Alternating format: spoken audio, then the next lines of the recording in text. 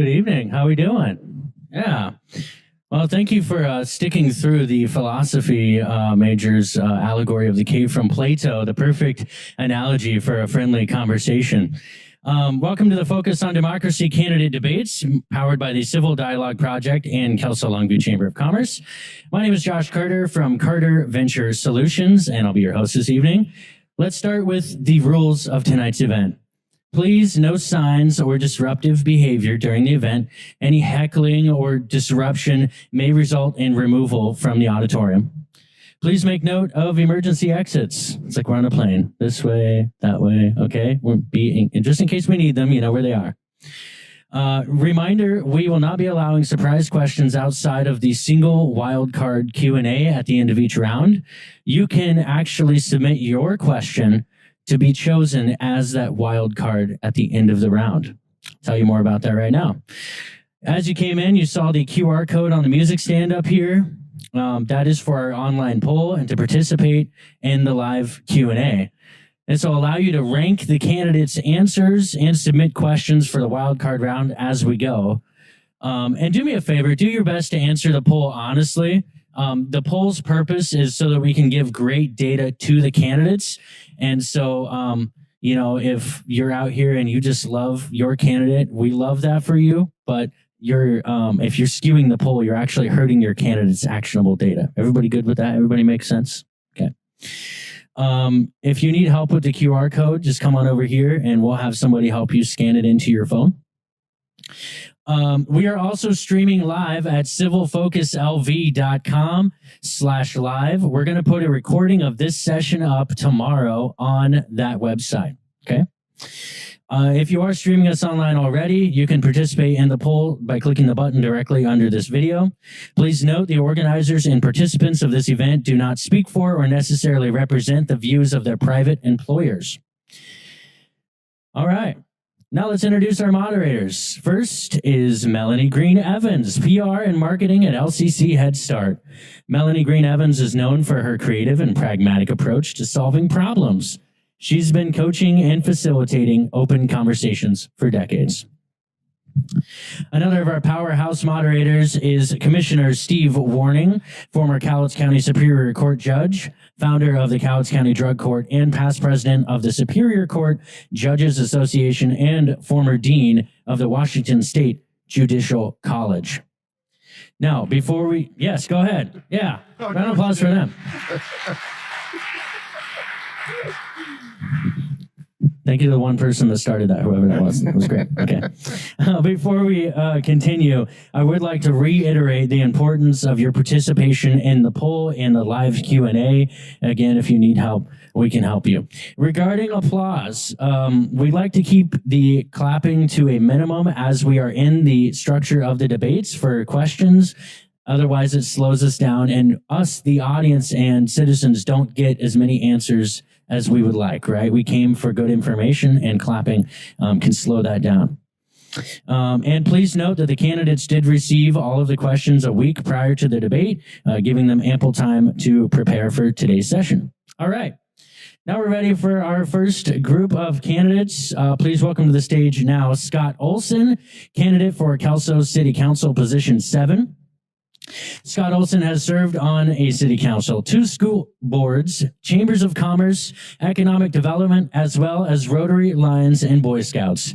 Professionally, Scott worked as a bank district manager, financial advisor, insurance, and in financial security. Scott Olson. Please also welcome now Verl Anderson, candidate for Kelso City Council, Position 7. Verl is a lifetime resident of Kelso. She retired from the city of Kelso after years of service as Kelso City Finance Director. Verl's family has a history in politics too. Her father serving on the city council and her great uncle a former mayor. Currently, she's a volunteer and community engagement specialist at Cowlitz County Child Advocates. Now, I'm going to turn on their mic packs, and while I do that, you're going to give them thunderous applause. Here we go. Yeah.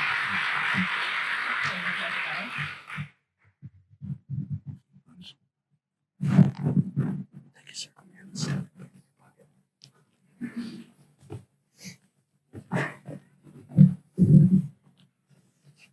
Thank you for being here. There we go. Hello, thank you for being here. We're so grateful for your time and your willingness to participate. We are going to start today with Mr. Olson. What are your budget priorities for Kelso, and how might these contribute to the revitalization of downtown? My budget priorities are pretty plain and simple. I've always went with the philosophy of a bang for your buck.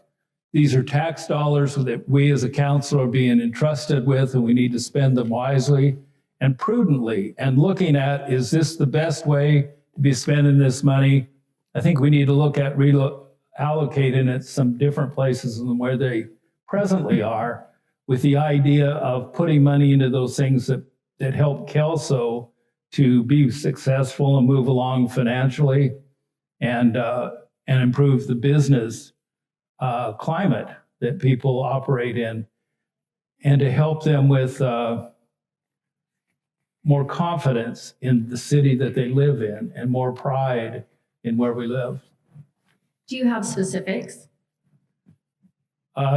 Yes, I would first off get together all the downtown business people as an example and bring them together as a group and talk about what are some of their priorities and what are some of their concerns and what are some of their challenges, to determine where we might, as a city council, be able to meet some of those needs in an effective way and help them along this process, that rather than leaving them on their own or forcing something on them just because we saw something that ought to be done without including the players in the game.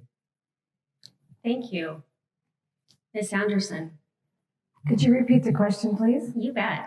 What are your budget priorities for Kelso, and how might these contribute to the revitalization of downtown? Communication is very important with our current business stakeholders. I would like to meet with them. As a city councilman, I plan to be ready and willing to listen. I want to meet and listen to the business owners currently who are in our downtown area.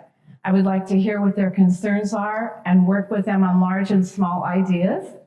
As a city council member, I plan to be ready and willing to listen. For example, I spoke with one local business owner recently. He was telling me freeing up the parking under the Allen Street Bridge would be a simple change that would cost nothing and improve the accessibility. I support the Kelso Business and Community Association and their work on Activities for America in Bloom projects. For example, our neighboring community of Castle Rock had a 50% vacancy downtown. And with the addition and the establishment of Americas in Blooms, their project showed them now that they only have a 5% vacancy. On a larger scale, exit 39 is the busiest exit in Cowlitz County and is the anchor for our valuable I-5 corridor. Engaging with the Planning Commission to revitalize and market properties within the city to entice growth is important to me. Beyond downtown Kelso, we can do more to attract industry to our city, bringing good paying wage jobs. We have the rail, the interstate, and the airport. And to do this, we need to promote our assets and continue to develop our great amenities. Thank you. Response, Mr. Olson. Well, I wish I'd kind of written out more of them, I guess. But I love this community. I think there's great opportunity, in part because we have independent people that went into business for a reason. It's because they saw a need and an opportunity where they could use their experience to make a livelihood for themselves and to give back to the community in which they live in. Again, I don't see it as a complicated thing, but I see it as a collaborative kind of thing, that we need to work better together. And I agree with Burl that we need to communicate better, but make sure we're on the same page as we're talking about these things, and that we get down to what's most important. Thank you. Response? I just think we have so much potential in Kelso, and I just think we need to work together and collaborate with everyone to find a consensus and just move forward, get Kelso on the map. Thank you. All right, my turn. I will start with Ms. Anderson. When I drive through Kelso, one of the common sights is a guy on a corner holding up a sign. Some of them say homeless, anything helps. Some of them are cleverer than that. Some have their dogs with them, which always gets me. What specifics can the city council come up with? What specific ideas do you have for addressing homelessness in the city of Kelso? I think our police department has a good handle on it at the present time.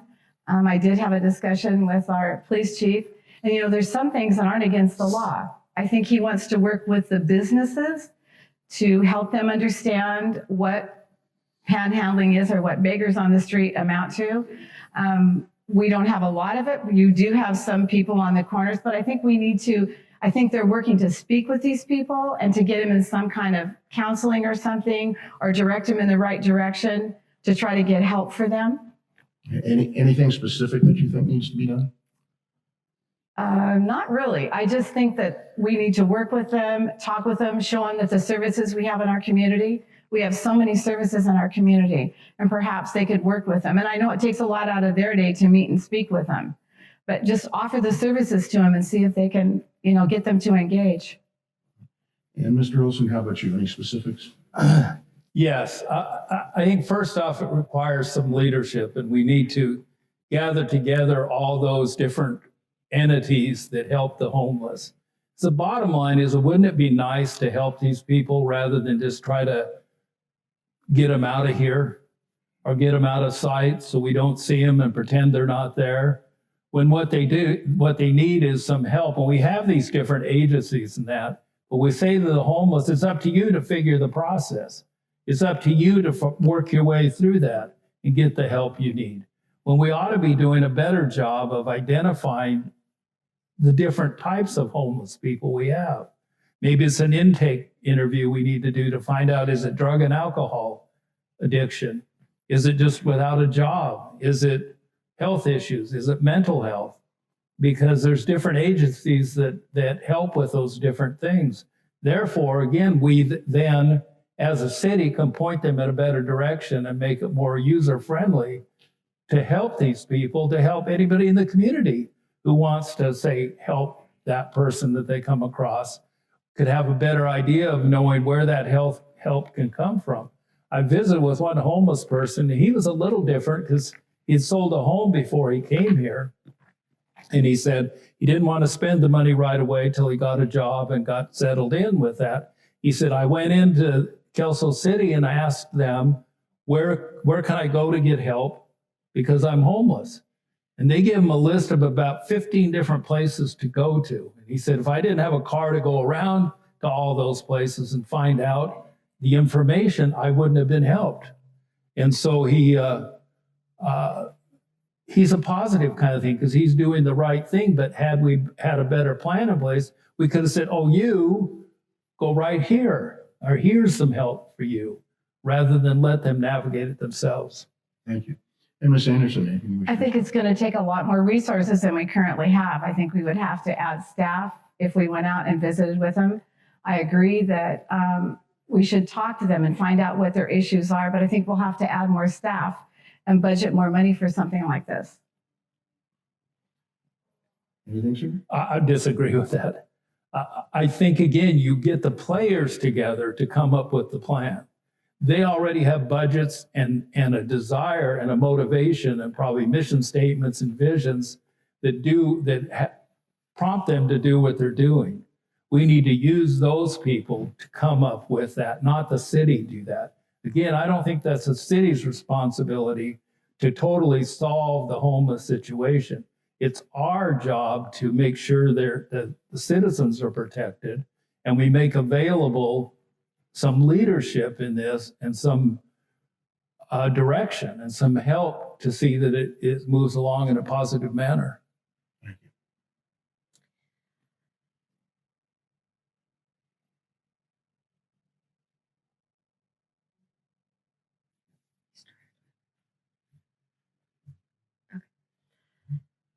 Mr. Olson, Kelso has voted to support a low-income housing project. Catlin and Maine and Blue Thistle are the names of the buildings. Between them, there will be 72 housing units, as well as a new Kelso library and community center. Do you support or oppose this project, and what are your thoughts? I would just say it's wonderful. You know, one of the biggest challenges we have is affordable housing right now, with rents going up the way they are. And there's going to be more and more out there homeless because they can't afford to rent the places that are there. This helps with that to a certain extent. It is their projects that the funding has been able to pretty well get is there. It's been tracked down. It's been put in place. It's a great opportunity to have the library in a building that the city owns rather than leasing from the mall out there. Gives us, it actually cuts expenses on that substantially. I think by the time you get the rent and the utilities and lights, it's like $10,000 a month, you know, that we're paying to house that library over in the mall. And most people I talk to, I didn't even realize that we have a library over there.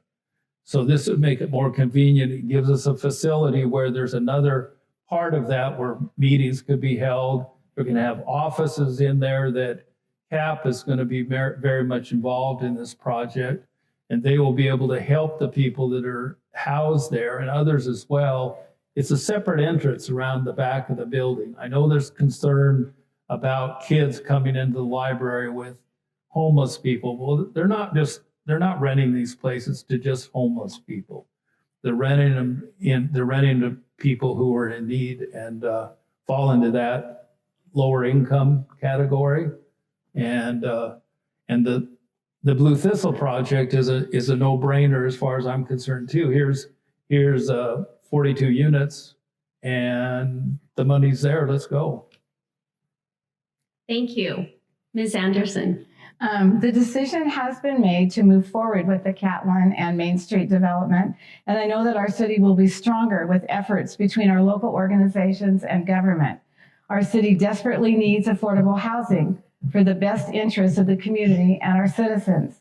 It may be worthwhile for the city to consider shuttle service between the train station with stops along the way and crossing the bridge into West Kelso, where the public library and community center will be located. The Blue Thistle development meets some of the needs for affordable housing for our citizens. If run correctly, this could be a positive addition to Kelso.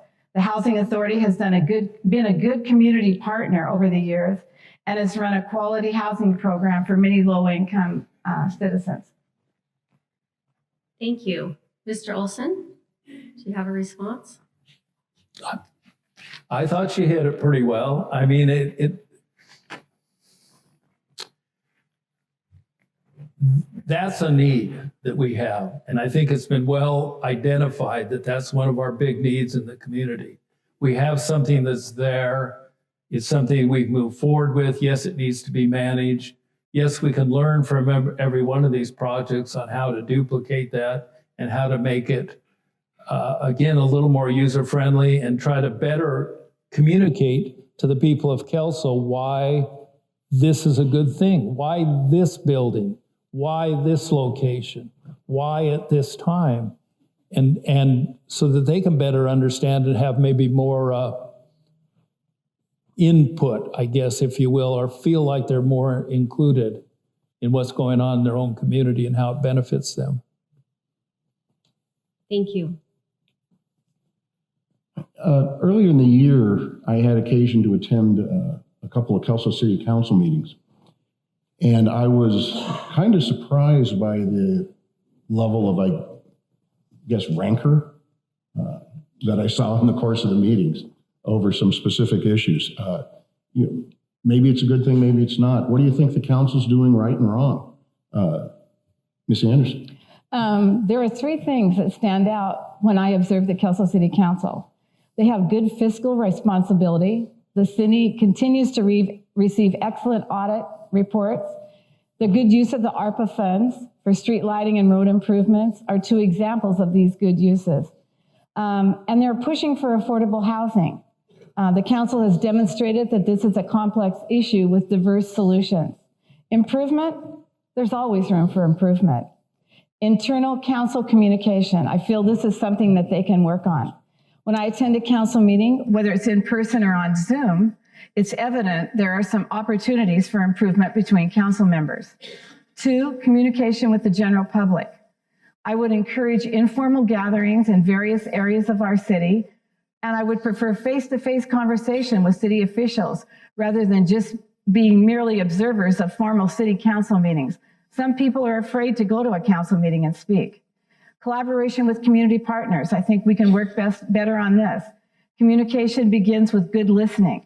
I recommend Kelso establish their old city newsletter. This can be included at a minimal cost with utility bills and would also be available online, and this would help keep the community informed of what's going on. Thank you. Mr. Olson?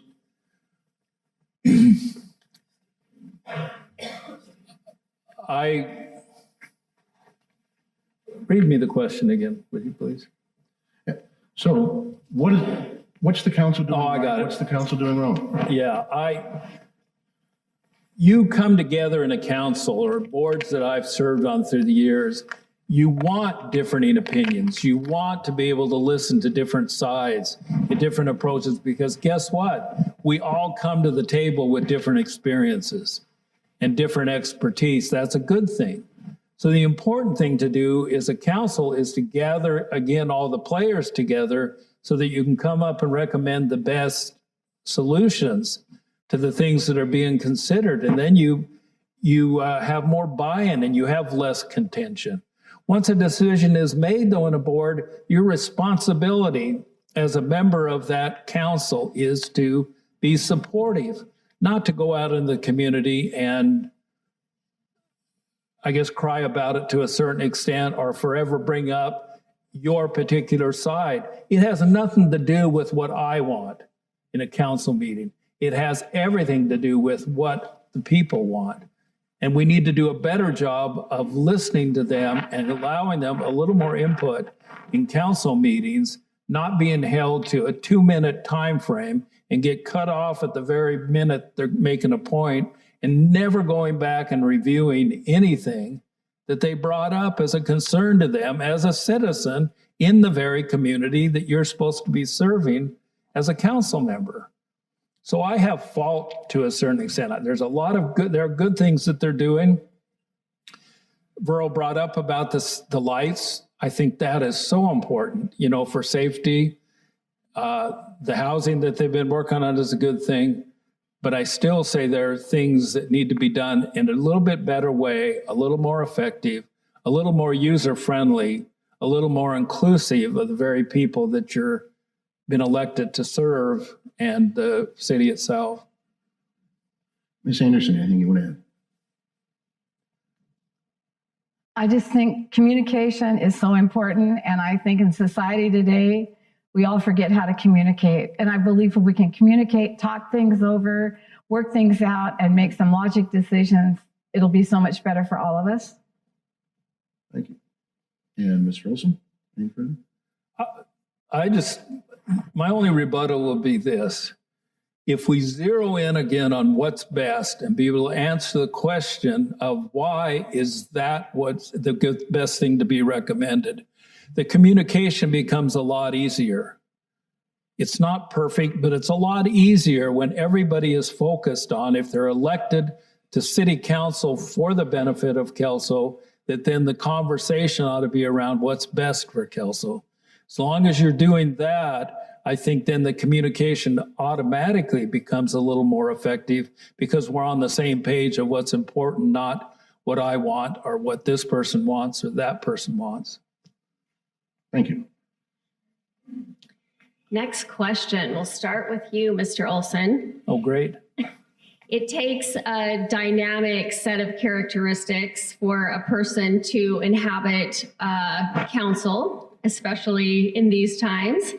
I would love for you to share how your personal and professional background prepares you for a role on the council.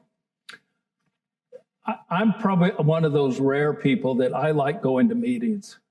I learn an awful lot from that. And through the years, I've also had a high value for the communities I've lived in. And if it wasn't coaching youth programs because I had some of my 5 kids involved, or was to get involved in the community in whatever capacity I can to improve it and give back again. And over time, it's interesting how you learn things. You know, what I learned on school board has been instrumental in me being effective when I was on city council. And when I worked with economic development, you know, we had an opportunity in St. Anthony. They didn't have any economic development going on. Working with the state, we put together the funds necessary to hire a director, set up an office with a 501(c) status, so it's nonprofit, worked up the bylaws for the organization, an operating manual for the director, and we got funding from both the state, the county, the city, and then went business to business and getting a 3-year commitment from them to fund this and get it off the ground and going. Then we got a person hired and we got them going to look for grants and opportunities to solicit and one-on-one go out there, bring people into the community. I've done these kind of things. I've been on boards that were contentious to begin with. And part of the reason I ran is I needed, it was of no benefit to the community I was living in. We needed to get over that. And so I worked very hard at trying to find those things we could find common ground on. And I'm an open book, you know, but I have these years of experience, and my work experience dovetails right into it. Thank you. Ms. Anderson.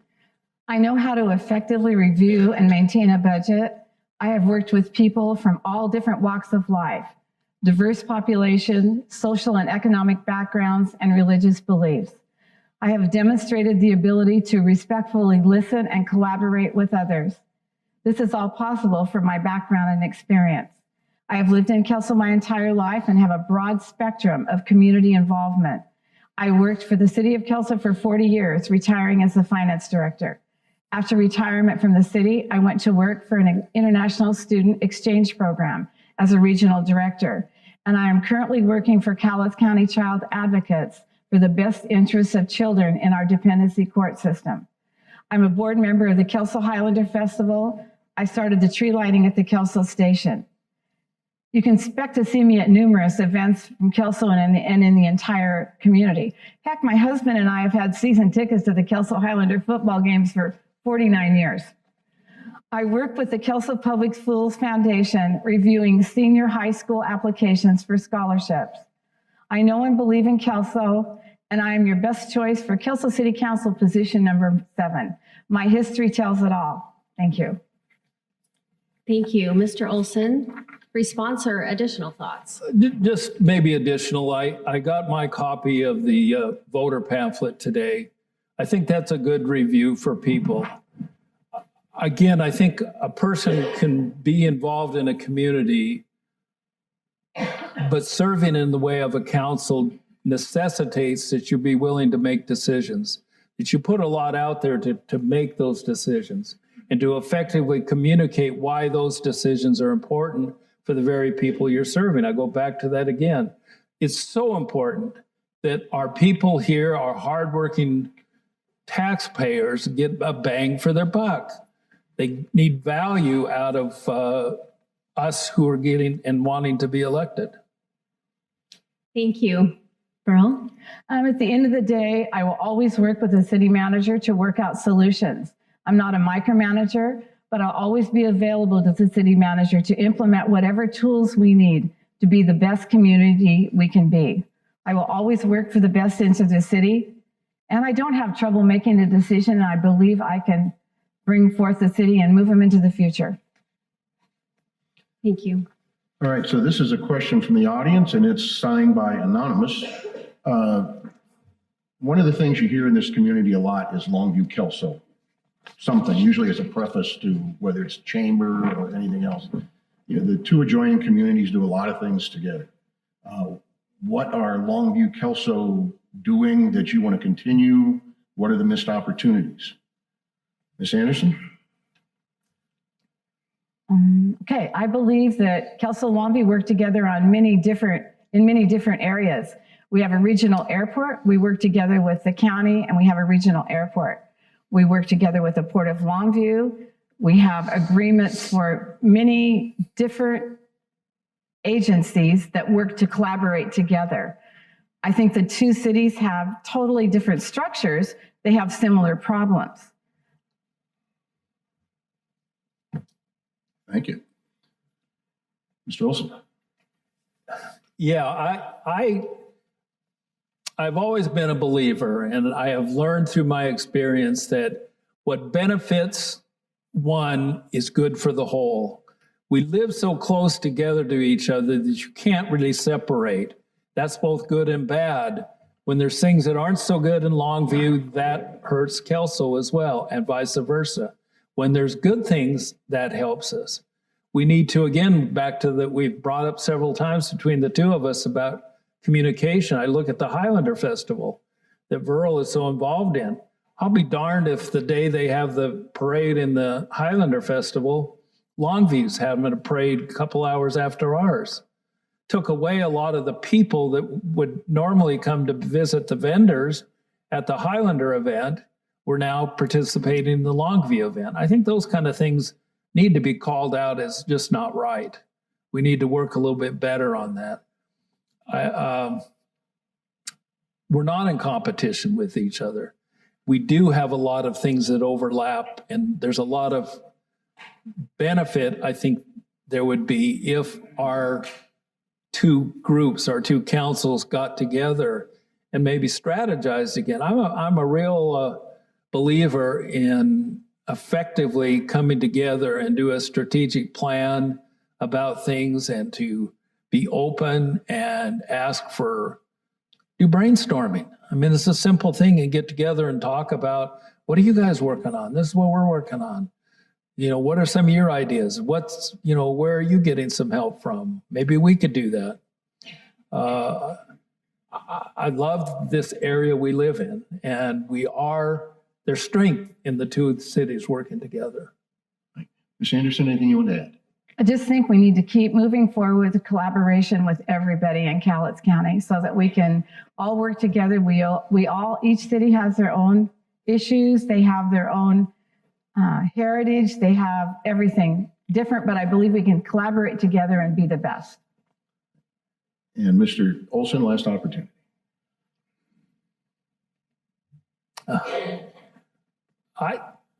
Maybe some joint events would be nice, that we called it the Kelso Longview something. Kelso first.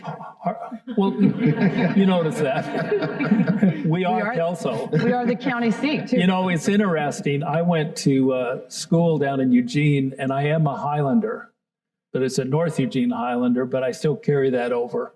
I'm still a Highlander, and I think that we are Kelso is important. Thank you both, and I think that takes up our time. Thank you. Set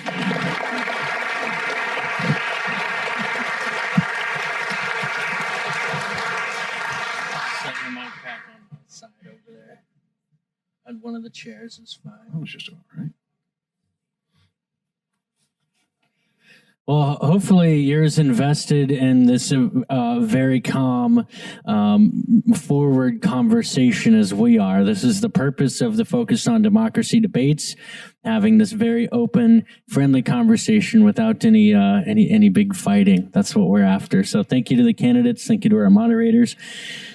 All right. So right now, by the way, if you look in your poll, you should see an option for an overall rating of which candidate you personally feel performed the best. All right. Please welcome now Ramona Lieber, candidate for Longview City Council, Position 2. Ramona served on the Longview City Council from 1992 to 2007, with 2 of those years as the mayor pro tem and 4 years as mayor. She's a volunteer for Fish of Cowlitz County and Altrusa. Ramona Lieber also coordinated a county-wide prevention coalition, raising millions of dollars in grant funds that served elementary school children, many parenting skills programs, and she's advocated for public policy around drug use treatment and prevention. Professionally, Ramona works helping with substance abuse and violence prevention. Please welcome Keith Young, candidate for Longview City Council, Position 2. Keith is a third-generation Longview resident. He and his wife have 6 children and approach decisions with family in mind. Keith is heavily involved in his church community as a sound engineer at Father's House Church. Keith is new to government and is running to contribute his time and effort and knowledge back to the citizens of Longview. Keith would like to highlight that he has no ties with current council members and is running as a private citizen willing to serve. Round of applause for your current candidates on stage here.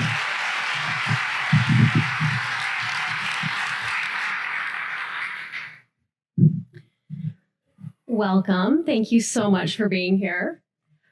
We are going to start with Ms. Lieber. We would like to know how you plan to involve the Longview residents in the decision-making process and how you will ensure transparency. Thank you so much for that question. I really appreciate it. And thank you to the Civil Discourse Project for putting this on. I know how much work these can be, so thank you very much. So the work of the City Council is constant. The city manager and staff and boards and commissions bring information to the council considers it, gives direction to staff, and they come back with ordinances and resolutions, and then the council makes a decision. That is constant, and that is something that is a process that takes time, and it's very transparent. It's transparent by design. So what happens in public meetings, the public notices given, agendas are submitted. So everything about that is transparent. Now, that doesn't mean that sometimes we don't fail at transparency, but when that happens, I think the City Council should just take a look at what happened and how it could be improved or how it could be avoided in the future.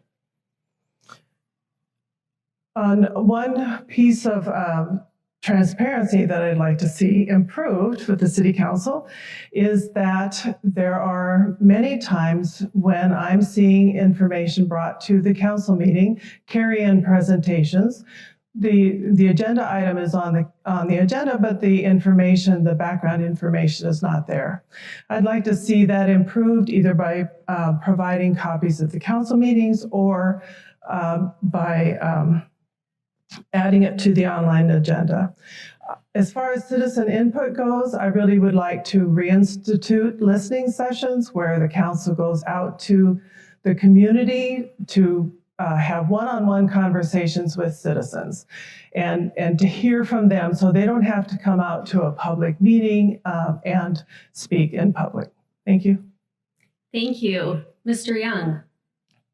Thank you. My mic on? You guys can Can you hear it? Oh, you can't? Okay. hold No, on. okay. Sounds like it is now. Hello. Okay, does that matter? Let our tech people come help. Turn it off, turn it back on, right? Okay, how about now? Hello? All right, we're good. Just turn it off and turn it back on. Does that solve all the problems? Sounds good. If you wouldn't mind, please repeat the question. I would love to. How do you plan to involve the Longview residents more fully in the decision-making process, and how will you ensure greater transparency? Well, I agree with my opponent on the need for more public forums, a less intimidating place for the community to engage with their leaders with complex subjects, right? We've got some really crazy complex subjects that there's no easy answers, and no one side has all the answers, and no one side is going to get their way because no one side has the whole picture, right? Everybody has their concerns and whatnot. And so I do believe that we need to have, outside of a council meeting, we do need to have some forums. And you know, a great idea would be to highlight, why not a double whammy? Let's highlight a local business who could host this forum, right? So in a coffee shop or a restaurant or something like that, that we could give a benefit to that business as well as facilitate this back and forth. One of the things that I would love to see, and I had a discussion with our city manager about it, is I would love to see us hire a public information officer. We had one at one point, and then, you know, when markets crashed back in 2008, budget cuts had to be made. Perception is reality for most people, and if they perceive their government as disconnected from the people, then that's what they believe. And I think a public information officer or PIO, very involved in social media, where the public is getting their news, where the public is engaging with one another, can highlight, here's things that are going on in the community, we're having a meeting here, so people don't have to go to, you know, the website, you know, our city website, or, you know, the newspaper or something like that, because maybe that's not where they get their news. I think that would go a long ways in getting the public to engage and feel like this is their government. Thank you. Response, Ms. Lieber? It's my understanding that the city has a half-time public information officer, but I agree, putting that person up to a full-time position to do more communication with the community would be very important. I would like to say that community conversations are essential, and I have spent many years creating opportunities for community conversations. The listening session, which I mentioned earlier, which is simply having council sit one-on-one with a citizen and listening to them. They can't debate, they can't argue, they can't explain. It's just simply listening and doing it in the community. So I would be glad to help with creating opportunities for community conversations, because I have quite a bit of experience at that. Thank you. All right, and we'll start with Ms. Lieber. The one project that the city's engaged in over the last couple of years that's generated the most interest and comments, I think, certainly is Hope Village. As it is currently constituted, do you support it? Do you not? Why or why not? What needs to change, if anything? What else needs to be done to address the issue? Thank you. Yes, I support Hope Village.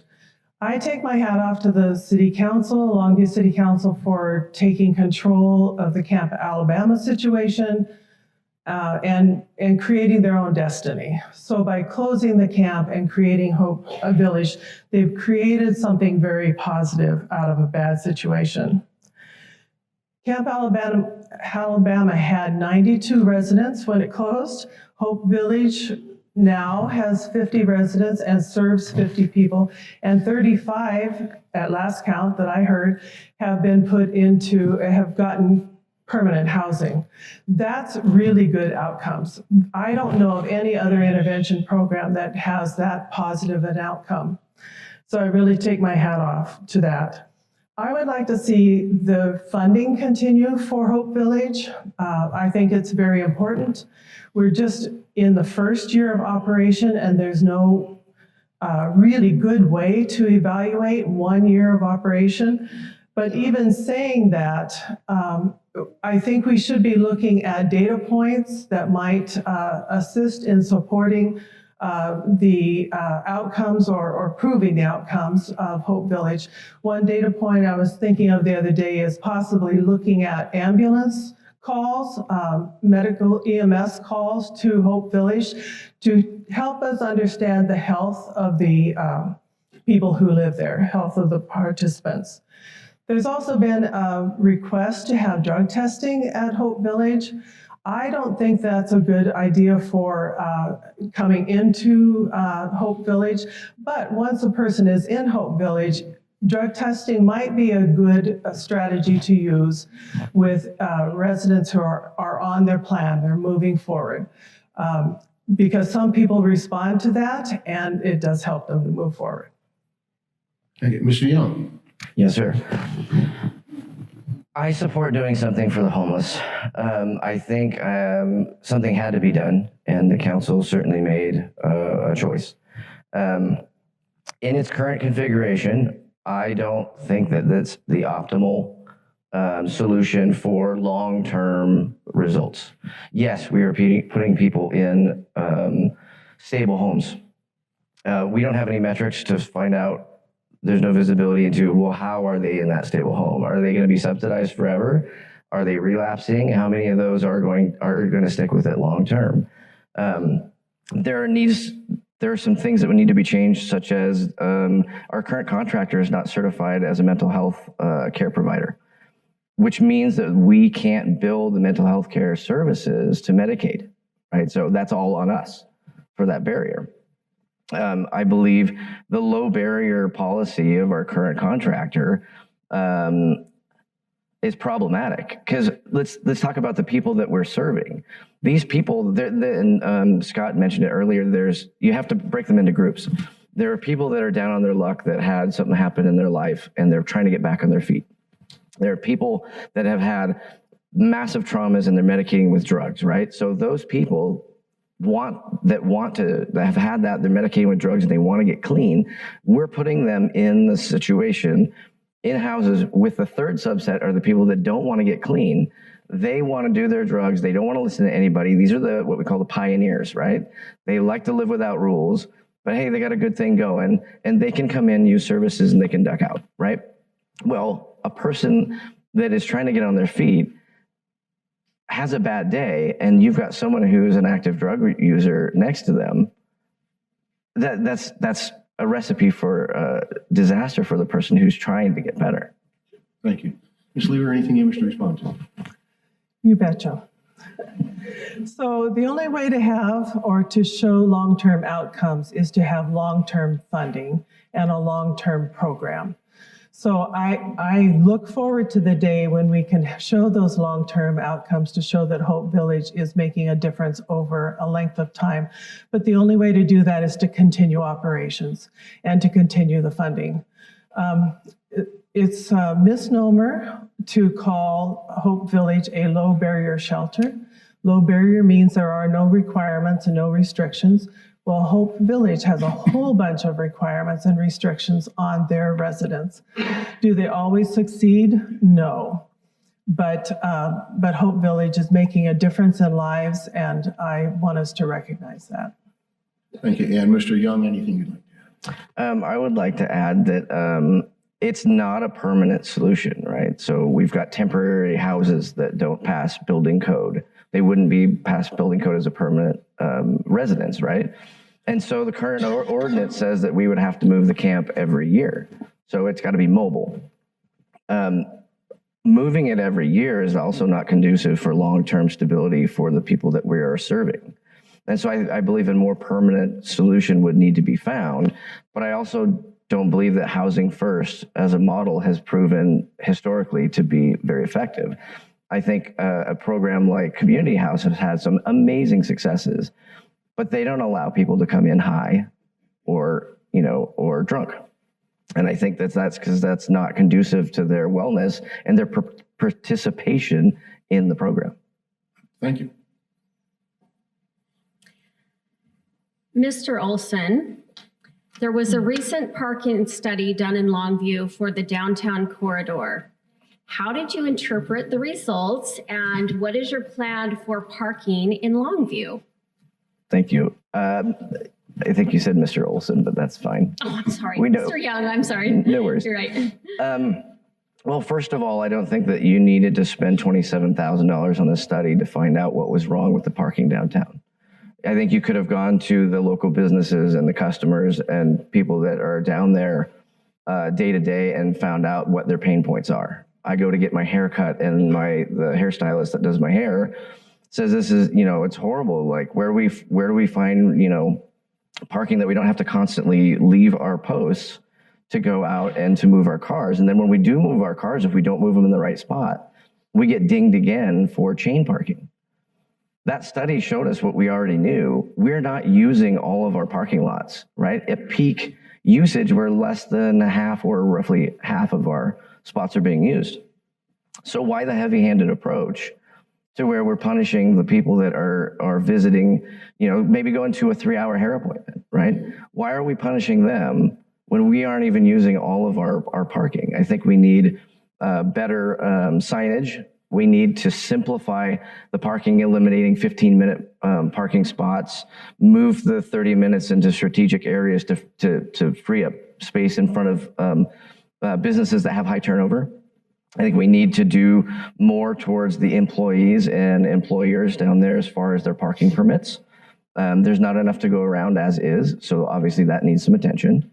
But have a mixture of 2-hour parking in the upfront spots in parking lots who are closest to businesses, and maybe 4 hours or 3 hours in the back where it's not as disruptive, but it gives people an option if they know that they're going to be there for a longer amount of time. Thank you, Mr. Young. Ms. Lieber. In my experience, the only constant about downtown parking is change. It changes forever. I'm not at all surprised that changes were made a year ago, and now more changes are being requested. It's the way it is. Businesses change, employees change, customers change. There's always a need to look at how to improve the parking so that the businesses can succeed downtown. One of the recommendations was to come up with or design a parking action plan. I totally agree with that process. And in order to do that, you've got to bring the right players to the table, the Downtown Advisory Committee, the Longview Downtowners, the business owners. But you also need data. You have to have data. And this study provided some data. But I acknowledge for an action plan for parking downtown, there would need to be more data, or there could be more data gathered. I like the suggestion of the online survey to survey businesses, customers, tourists, employees, and that would be relatively easy to do. And I also agree with the idea that the Saturday traffic should be measured as well. I'm excited about looking at the opportunities for employee-only lots to see if that strategy would work, or the 3 hours or with permit strategy. And I think I also agree that we need to look at the safety of the lots that aren't being used, the safety, the lighting, the streetscape, everything that would make it comfortable for people to park there and actually walk over to Commerce. Thank you. Thank you. Response, Mr. Young. Our priority as a city is to maintain health and safety and to provide a space for our business owners and our families that live here that is conducive to happiness, right? That was the vision and the goal of our city founder. And part of that is a healthy small business community. So whatever we do with parking, it needs to be with the incentivization of bringing in business, of encouraging business, and making it easier to do business in Longview. Ms. Lieber. So I would like to see something simple done, like the city putting together a map of the 10-hour spaces and the no-limit spaces, and that map being provided to the businesses downtown so they can show that map to their employees and show that map to their customers who need more than 2 or 3 hours. And so people can plan ahead. Where is it I can park without having to worry about tickets or moving my car or whatever the challenges are for the employees and the customers. So a simple task of putting something together they can use. But let's get innovative and not be afraid of the change. Thank you. All right, now start with Ms. Lieber. The Longview Police Department's been making a case to the council for funding for more officers. First, do you agree or disagree with that? If you agree, how do you want to pay for them, including, if you would please tell us what you think about the idea of the, I don't know if I'd call it proposed or potential public safety levy for next year? So I do support the proposed public safety levy, as long as there is a solid plan behind it so voters know what they're voting for. When it was brought recently, there just wasn't enough information and not enough time to put it together. So now the council has an opportunity of several months being able to put together a plan with the help of the police department to show voters what is needed in the police department and why a levy should be approved. And I look forward to hearing from the police department. They should be coming with a report soon about what their needs would be under that levy. But I think we also have to be cautious about how much we ask our citizens to pay for. We've asked them to pay for a lot. Even though they approve it, they would have to approve this levy. But I know that taxes and utility rates are already a concern for the citizens I talk to, and this would add one more thing to them. So I think it's really important that that council members pay special attention to the general fund and the priorities. As far as the police department goes, I support the behavioral health unit. I am in favor of drug court, a municipal drug court that would help save some jail costs and help people move forward in their lives. And there are some capital projects. If you've looked at the capital projects budget, there are some huge capital projects for police and fire out in 2025 that are going to need a lot of funding. It's $21 million of capital projects, including an ambulance and a police station and all sorts of things. And there's a lot of work to do. I think we need to write grants, work with our legislative and congressional delegations. Thank you. Mr. Young? Thank you. Yes, I do support the public safety levy. I disagree on the timing. Yes, it was somewhat last minute, but it was proposed at the same time as a similarly short-timed levy was being proposed for the Parks Department. Turning the Parks Department into a district would allow them to create a levy, unlike the levies we're used to, with no sunset clause, which is a permanent tax. It was determined that they didn't want both the Parks Department levy and the police levy done at the same time because they didn't want the voter to have to choose either or. That was what they thought. But they took the choice away from the public for these 6 officers until next year. So it takes about a year for that budget to get into the hands of the police so they can hire more officers. So 6 more officers are now, instead of 2025, going to be a 2026 proposition, because they didn't want to wait, or they didn't want the people to have to choose either parks or police. I'm really big in the tech industry as far as my experience and the things I'm passionate about. And I have a heart for public safety. I work with them a lot in providing them with some very incredible tools to do their job.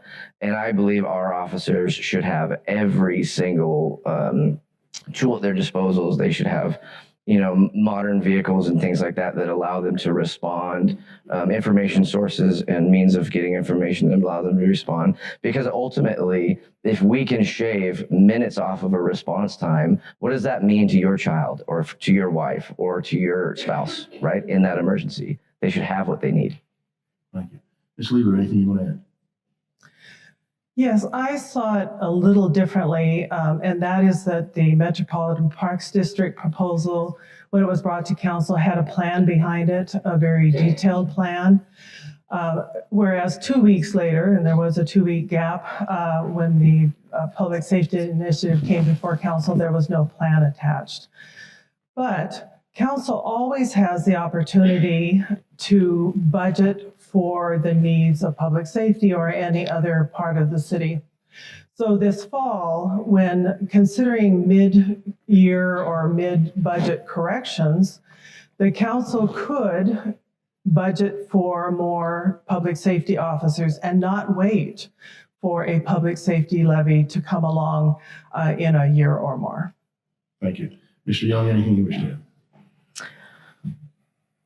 I don't like to have to wait for, there was an opportunity, right? And whether or not there was the level of planning behind that proposal, but you also have to know who our public works director is. She is incredible and the most organized and most motivated person that I've ever met. So of course she had a massive plan behind it. I think the plan for the police levy was, I believe it was Councilman Ortiz and Councilman Boudreau that had come up with it, was how do we help our police now? We have an opportunity because a ballot is coming up, and it's cheaper to put it on a ballot when you've got an election season than it is to do it in a non-election cycle. So they actually were trying to save the city money to put it on the ballot in an election season, and it was a missed opportunity in my mind. Thank you. We now have our wild card question, which came from our live audience. We're going to start with Mr. Young. What is your plan or idea to help alleviate financial stresses from the city's increased fees and taxes? Is that, okay, so if that's a pressure on the city itself, or is that a pressure on the taxpayer? Those are two different questions. One of the things I would like to do is put myself in the position of a business owner or of a taxpayer who is either building a house or running a business and wants to do a thing with the city. Say they want to put up a sign in their business, or they want street side park dining, or what have you, or put in a driveway. What is the process like? How efficient is that? How much time is wasted, or how much time is being used maybe inefficiently, or where can we do better from a customer service standpoint to the public, which is our customers, right? The city, I see it as somewhat of a business that serves our customer, right? Who is also our boss. But I believe we should look at the policies and procedures and things like that. And where can we ease the pain point for those who have to interact with the city? Because ultimately, the more painful it is to do business with the city in that respect, the less likely you're going to either start a new business here, or want to build a home, or bring your whatever your plan is here. And so I do believe an outside eye, a fresh eye on some of those policies and procedures from the standpoint of those who are having to go through that policy. I think we need to take a hard look at that, and that can help us eliminate some of that pain point. Thank you. Ms. Lieber, would you like the question again? Yes, please. Okay. What is your plan or idea to help alleviate financial stresses from the city's increased fees and taxes? So I'm going to fall back on planning. I've mentioned it several times already this evening, but the council has just begun a process, a very intense process to create a strategic plan for the city, which has it's woefully long since there's been a strategic plan. But this planning process, with its two-sided approach, operational side and community issue side, should provide a roadmap of where the city is going. And that includes where it will go with taxes and fees. And what is important that we have to do, where we have to increase taxes, or what is important that we have to do, that we have to increase fees. It's very important with people who are being taxed and feed out of their homes, out of their vehicles. It's very important that we watch our budgets constantly to see where we can, if we can't cut, how can we just at least level off? And that's why I said it's tough to ask for another tax increase for a levy when people are already in tough situation. But I think planning first and foremost, and then the planning also for me includes that we project as much as we can our costs out into the future. So like for utility rates, and that sort of thing, a 5-year projection or a 10-year projection when rates are set tells us where we're going to be, what we're going to need financially, and helps us to at least level off as opposed to provide huge increases at one time. Thank you. Response, Mr. Young? That's all right, you'll get it right. I believe that the taxes and fees that we look at on where we can cut back or whatnot, I mean, our taxes and fees should only cover the labor and time that is required to do whatever it is that tax or that fee is supposed to address, right? It should only cover that. Also, the taxes and fees that affect small business, our small business community is like the lifeblood of Longview. We get B&O tax from these businesses when they do well, right? So a healthy downtown, if we can use our taxes and fees, roll back where it makes sense, create actually maybe even some reverses where we create some incentives to have new businesses move in. Some of that B&O tax will elevate our level of budget, right? The money we have to work with. It's a double whammy. They win, the public wins, and the city wins when you have a healthy small business community. And I think maybe we need to strategically look at some of these taxes and fees where we can pull them back. Thank you. There he is. Did you? Miss Lieber. So I'm a firm believer in looking to other fund sources as well. So a lot of these big projects, I want us to look at every grant possibility out there, state, federal grants, to help us fund the larger projects and to take the burden off of citizens. They've already paid in this tax money anyway, we might as well get it back. And I just lost my other thought. Oh, and working with our congressional and legislative delegations to look for other particular pots of funding for our projects is extremely important. Again, the money is out there, it's been paid in. We need to get it back. So grants and fees, grants and allocations from state and federal. Thank you. I think you're up. All right, how about a round of applause for these set of candidates?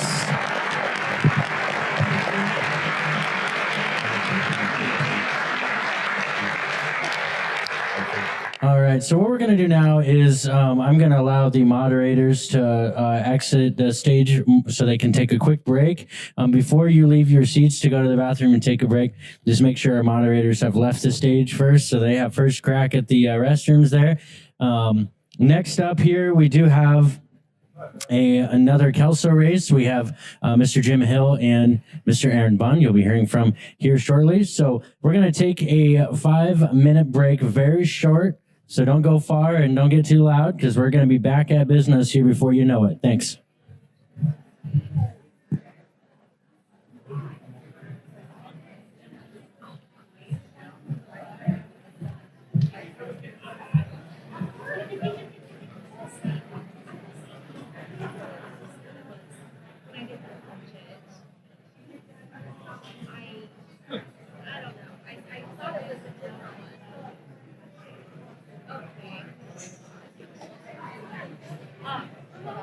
Anyway, and the whole list is not on there. Okay. So we need to, I already looked to make sure on it. I looked like on the list. I was assuming that what was on our question list. But okay. Yeah, we'll just let's make sure Steve does a different question that we like to do something that wasn't.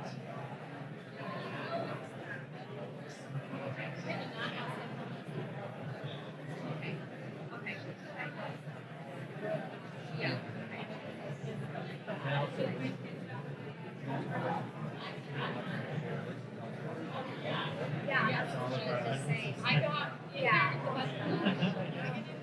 that's That's, yeah, okay. And that's really important to remember because that's not even something on my radar. It's like, and you're just technology which is, yeah, it's really good. Okay. Pretty simple though. Yeah, that counts. Yeah, it's really good. The format.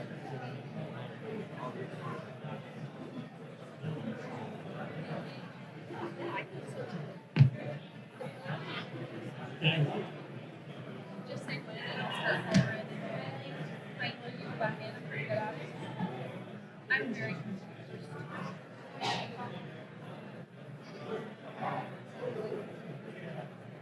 Oh, jeez. Okay, so should we go down? Should we go? Next is. Okay.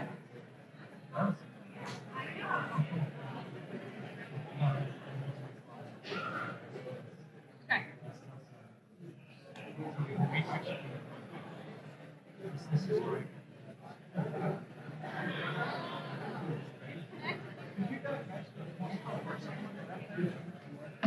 They're supposed to go every other month. No, so the programs are never going. No, whoever printed this program printed it backwards.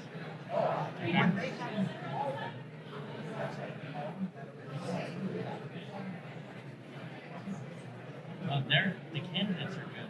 They're all right. Yeah, all the candidates. They're fine. The only person who counts. Yeah, it's fine.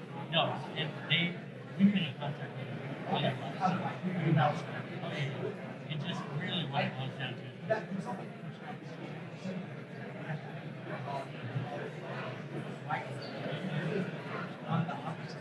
Yeah, and part of the logic there too.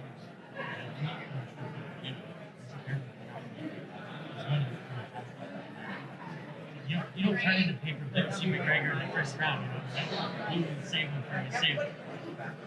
And that's exactly why. How do I play? Not our first event. Very successful. Couldn't do it without this one.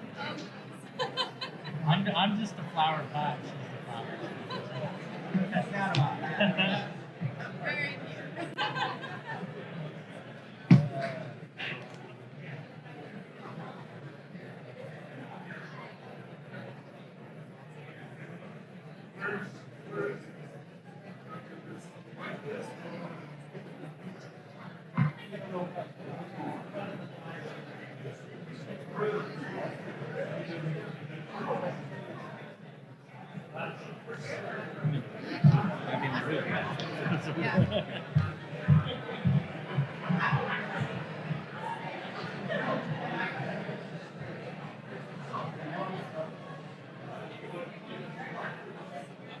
All right, this is our 2-minute warning. 2-minute warning before we proceed with the evening. 2-minute warning. Allegra, I'm not sure where you are, but there you go. Great, thank you.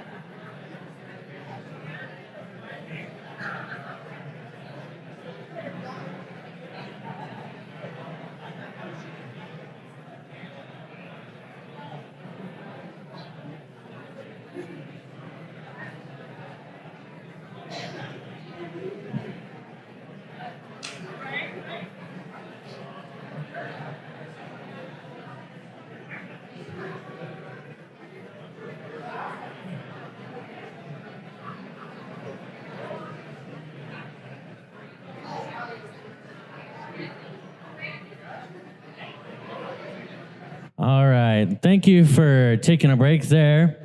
We're going to get the program back on here.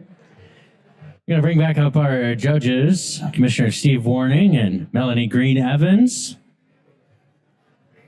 Those of you that are standing, if you could have a seat, that would be great.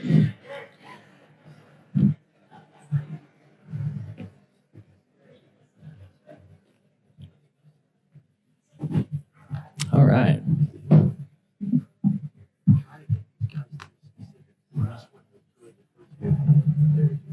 Yep. All right, our moderators are back. All right, so please welcome now Mr. Jim Hill. He's incumbent candidate for Kelso City Council position 4. In addition to serving on Kelso City Council for a total of 6 years, Jim has served on the CAP Board of Directors, been a court-appointed special advocate for children, is a member of the Kelso Senior Center Association, Veteran Services Volunteer Board Member for South Kelso Neighborhood Association, Kelso Babe Ruth Baseball Volunteer, and is a Vietnam veteran. He has also served on the Kelso Library Board and the Three Rivers Regional Transit Authority. Jim also has a bachelor's degree in government from Cal State. Professionally, Jim spent 32 years in global industrial sales operating in 16 countries. Mr. Jim Hill.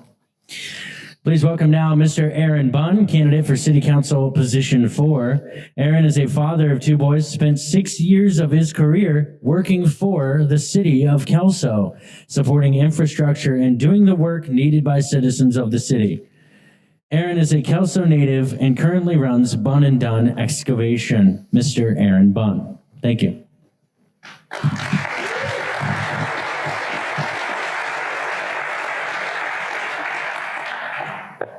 Welcome, gentlemen, and I'll start with Mr. Hill. As I mentioned, I attended some city council meetings a while ago, and one of the things that struck me was I'm not quite sure what the right word, the level of tension, maybe the level of rancor. So maybe with that as a starting point, what do you think the city council's doing right? What's it doing wrong? And specifically, what needs to be done to make things better? Well, what's been described here this evening is that there's a lack of communication on the city council. That's not true. As a point of fact, there's lots of communications. Sometimes it's a little more elevated than other times, depending on the topic that's under discussion. The fact of the matter is, every counselor has the ability to communicate in various forms. In fact, telephone, email, sitting down, having a cup of coffee and talking to one another. We can do it. And my preferred method is quite public. It's called workshops. And if you want to see how council in Kelso really comes together to talk about issues, to find solutions, bring those back to the council meetings on our agenda. Attend them. They're publicized. Come and sit down and listen to the 7 of us as we talk about the issues that are critical to Kelso. Those are quiet, meaningful conversations, and they're highly productive, and the cameras are off. So what I'm saying to you is, sure, you can't put 7 people on a council and have them agree on everything. Discussions may be more intense than not on some subjects, but the fact of the matter is, if you take a look at council in the last 2 years, 7-0 votes, 5-2 votes, 6-1 votes, that's pretty good indication there's harmonious activity on this council. And frankly, people of Kelso got to know the interest that shown by council is on your behalf. Thank you, sir. Mr. Bunn. Yeah, I wrote 3 things I think that they're doing well at and 3 things I think that they can improve on. First off, I think council from the meetings I've been to seem to work well together. There's a lot of diversity between them all coming from different backgrounds, and they clearly all care about Kelso. The first thing that I think that they say they want to be able to do better, I don't think it's anything to do with against council. It's more of they want better communication between council and management on things, just from what I've asked some of the council members. And I'd like to get people, citizens, more excited, and maybe not just the same small group of people coming to council meetings, and collaborate with council and figure out more ways to be more enticing to everybody to come have a conversation if I make it in. I would like to have a council person like me from the utility aspect of it, from a bottom up aspect, not so many from the top down. And I think that could greatly benefit the city of Kelso. Thank you, sir. Mr. Hill, anything you want to add? It's a simple fact that we all want a lot of things to happen positively in Kelso, but the reality is we're a city of 11,000 plus people. Our streets alone, if we do them in a significant way, we need $12 million. I'd like to know where anyone's going to find that $12 million in our budget.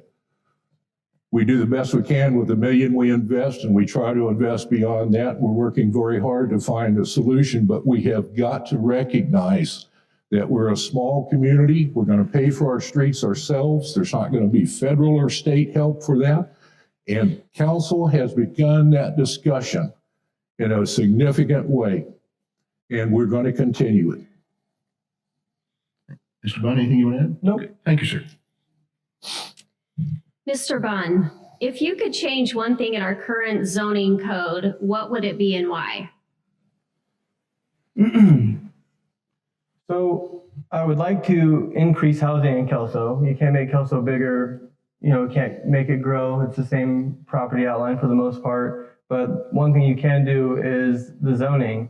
You could have it be more favorable for multifamily homes, and to be built in the majority of zoning areas. You can't do multifamily. It's usually single family home houses on each property, which lowers the amount of families able to live here.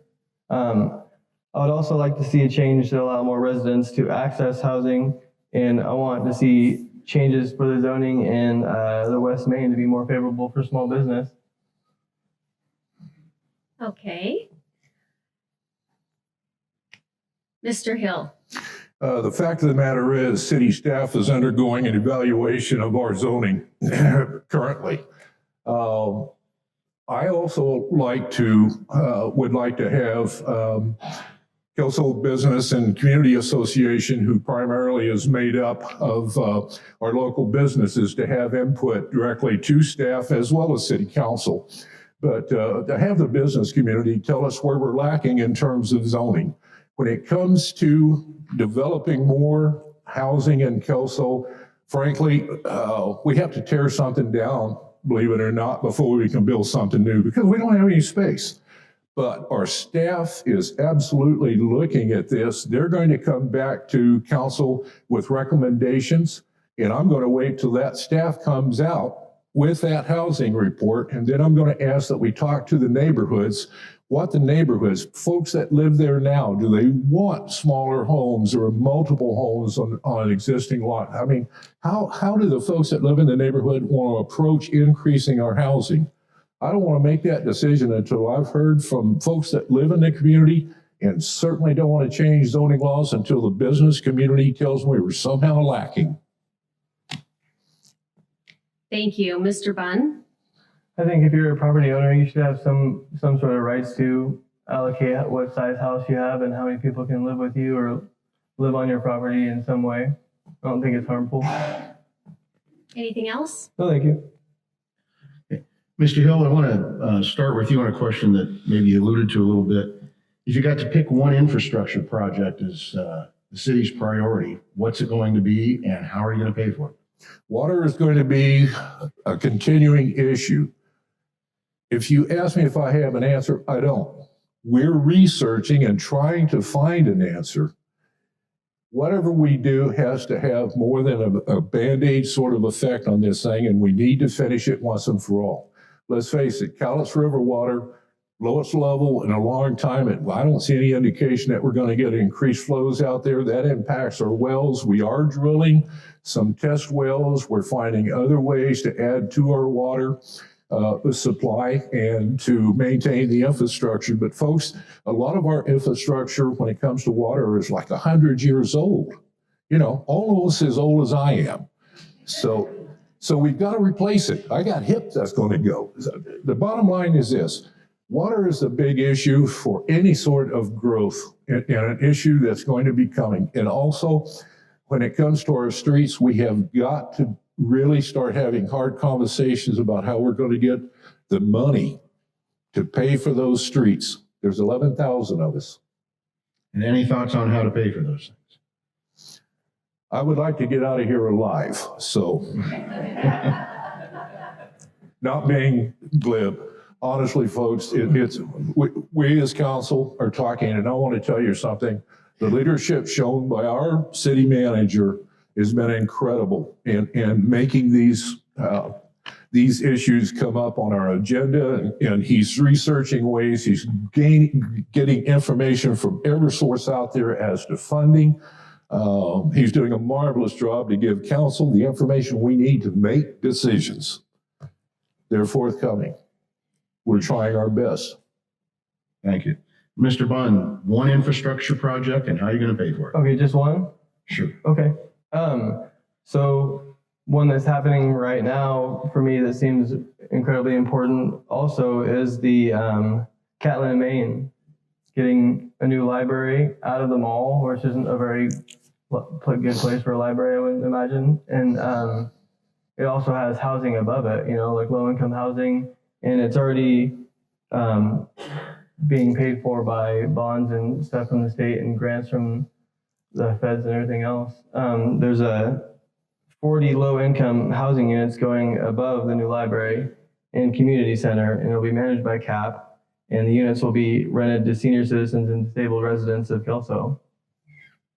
Thank you, sir. Mr. Hill, anything you want to add? Well, when it comes to Catlin and Maine, I was opposed to the location because I felt as though there wasn't adequate access to it. And also, there were issues as to the facility itself and what it would do to the neighborhood in general. But the reality is, and the reason I came around was because we really don't have an alternative where to place this.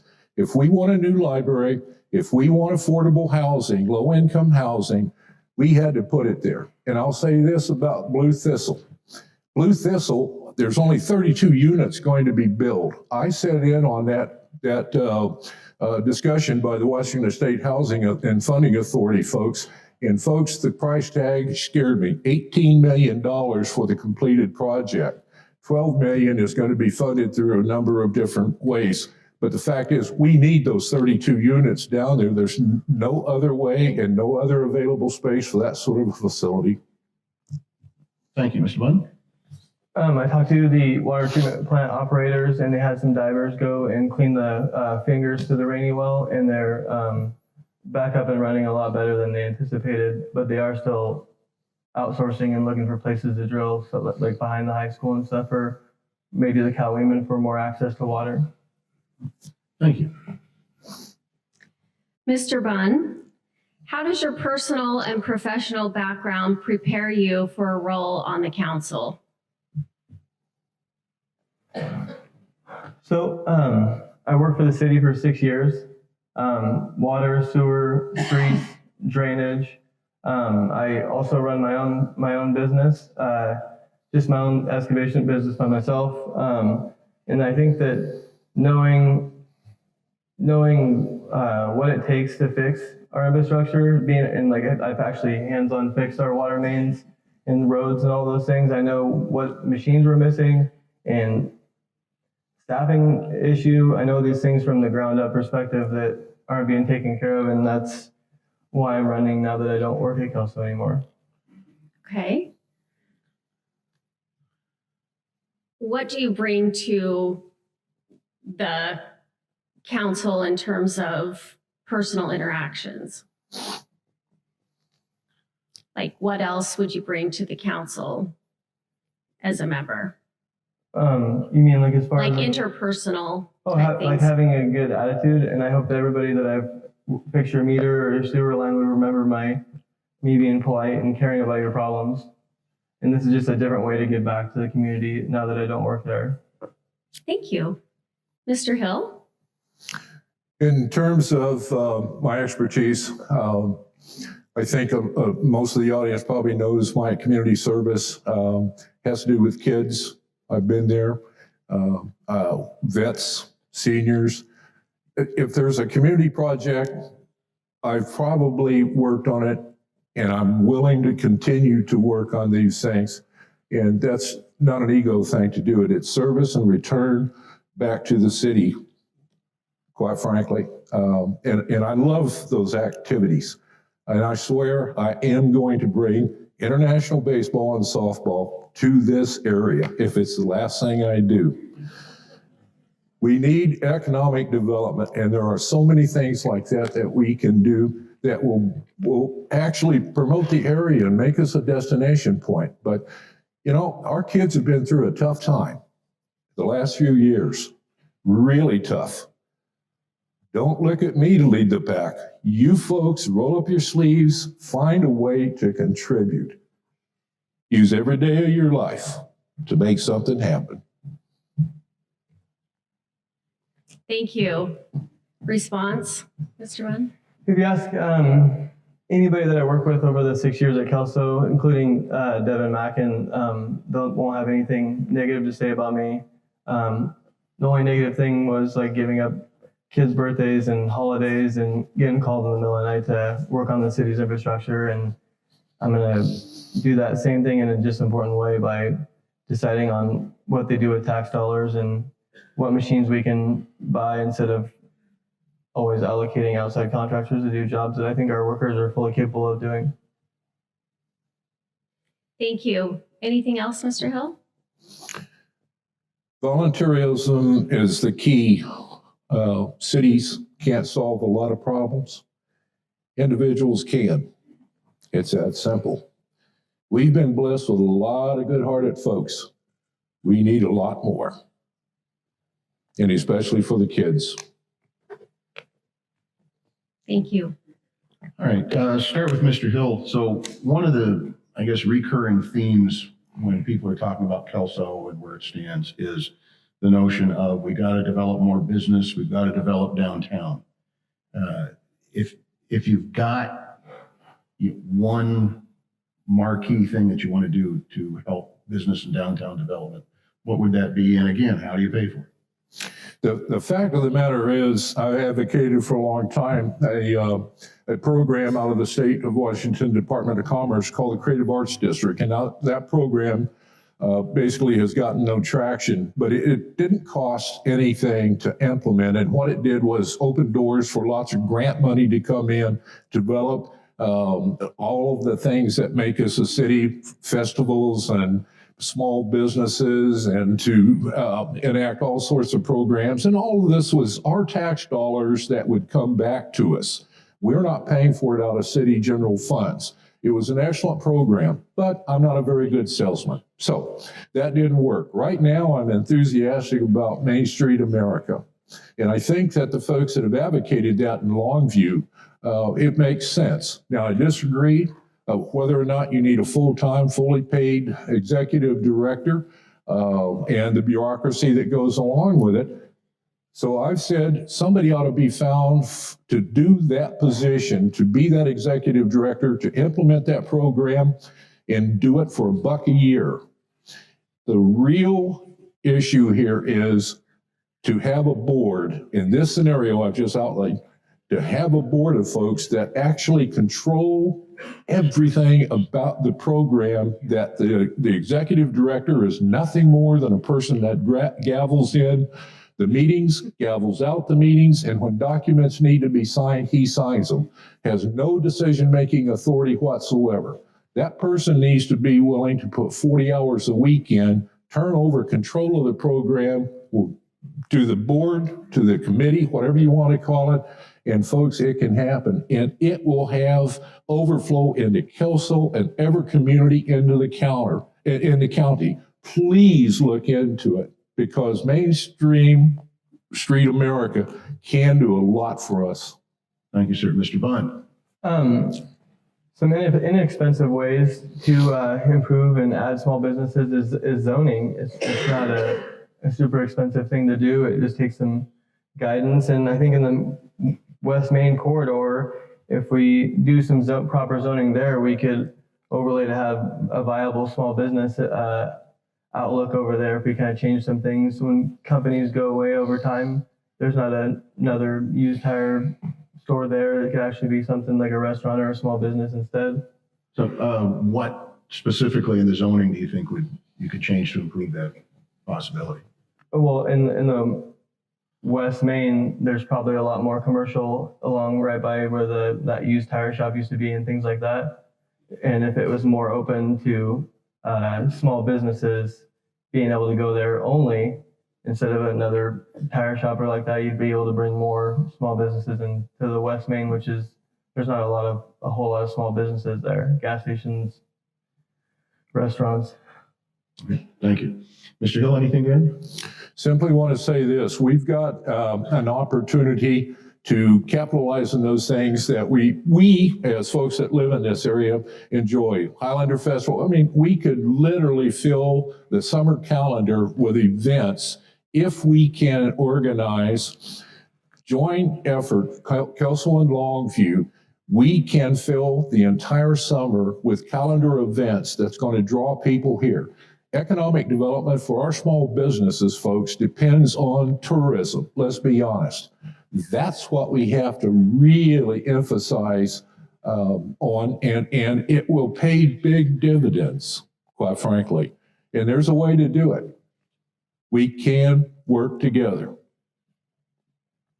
Mr. Bond. I want to revitalize South Kelso and try to figure out a way to have our own commerce or our own downtown Castle Rock. And from asking around with prior council members, there was a study done to plan just that idea. And I'd like to figure out what that study was called. They couldn't recall, but I'd like to figure out where that went and who made it and what that it was made up of and how to modernize it to fit today's needs. Thank you, sir. Mr. Bunn, Kelso has a little over $300,000 left to appropriate in its ARPA fund. Where do you believe the council should place those funds? Sorry. The biggest complaint I hear from you, the citizens, is the roads. And one way that I would allocate that money is the street department doesn't even have a permanent patch king trailer, which puts hot asphalt down rather than the temporary asphalt. It's called Easy Street.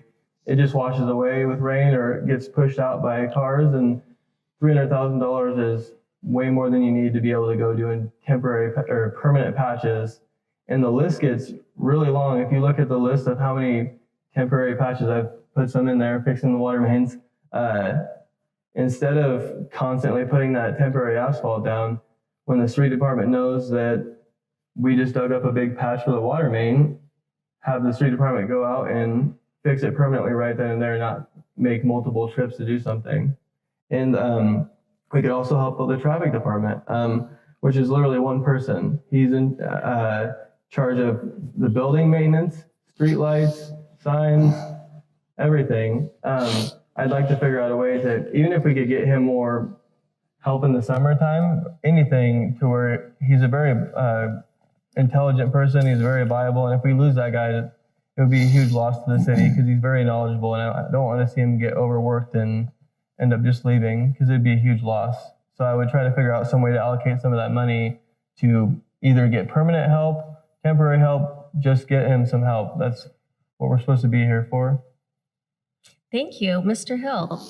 Well, Mr. Bunn is making excellent points about what we need, but let's be clear about what ARPA funds are. We can't use them on streets. That's the American Recovery Funds that basically is designed to help our community recover from COVID.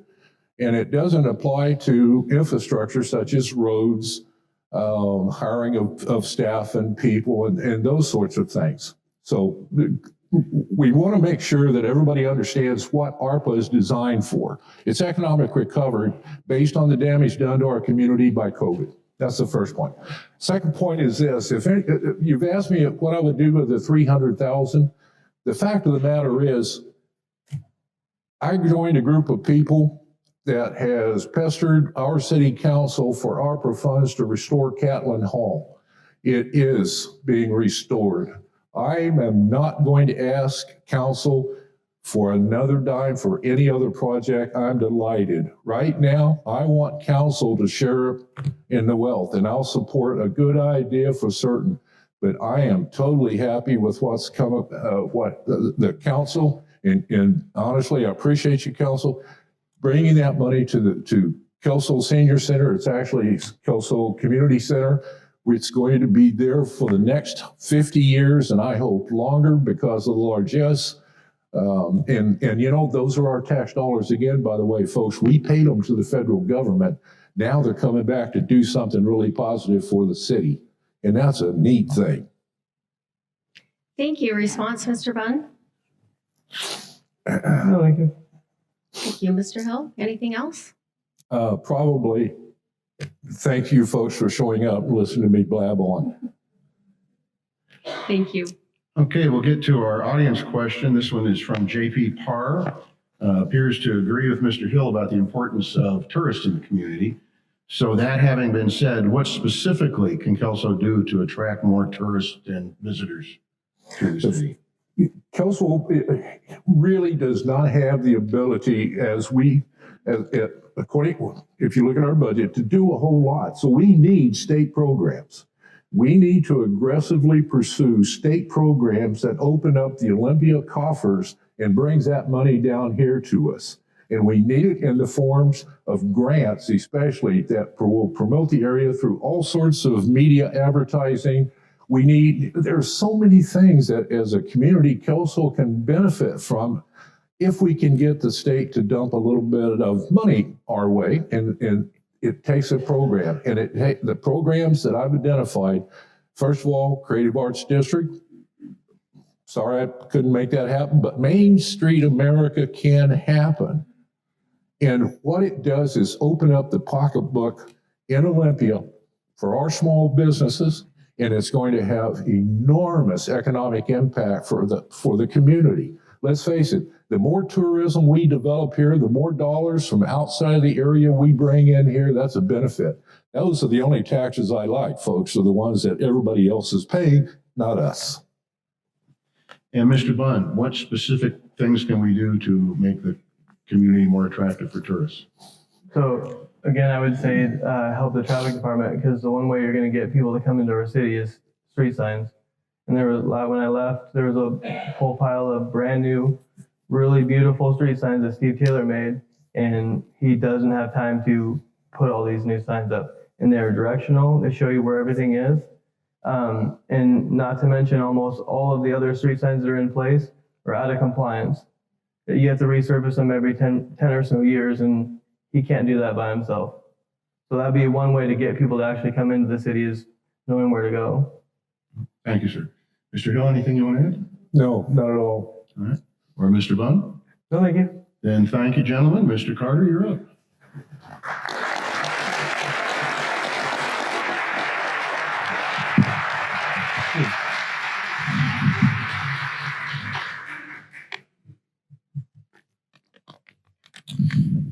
Thank you, sir. Thank you. Thank you. Thank you. Thank you.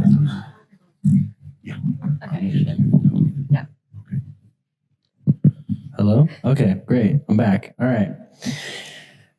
All right. So one more round of applause for the moderators. They did doing a great job this evening.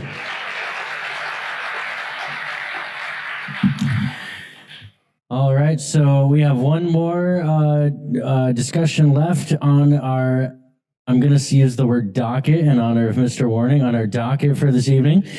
Please welcome Mike Wallen, incumbent candidate for Longview City Council, Position 1. Mr. Wallen has served on Longview City Council for 12 years. He currently serves as Mayor Pro Tem. Mike is the past president of the Early Bird Lions Club. He's an active volunteer with local organizations, including the KLMA Cold Weather Shelter. Mike was part of the volunteer team that physically bolted together Hope Village's pallet homes. He currently serves on the local and state board of the Association of Realtors and has a political science degree from the University of Washington. Go Dogs. You're welcome. Okay. And Mike worked in the state legislature for 8 years and currently hosts a weekly informative talk show called Town Hall on KEDO. Professionally, Mike is a real estate broker. Please welcome now Kalei Lefebvre, candidate for Longview City Council, Position 1.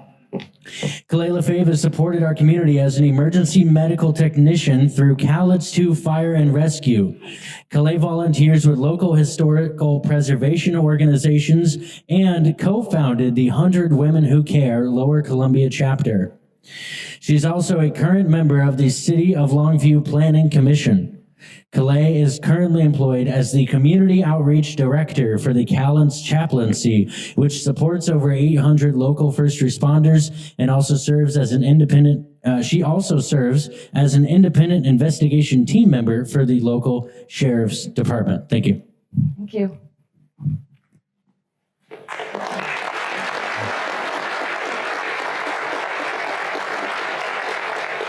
Welcome, both of you, and I think I'll start with Mr. Wallen.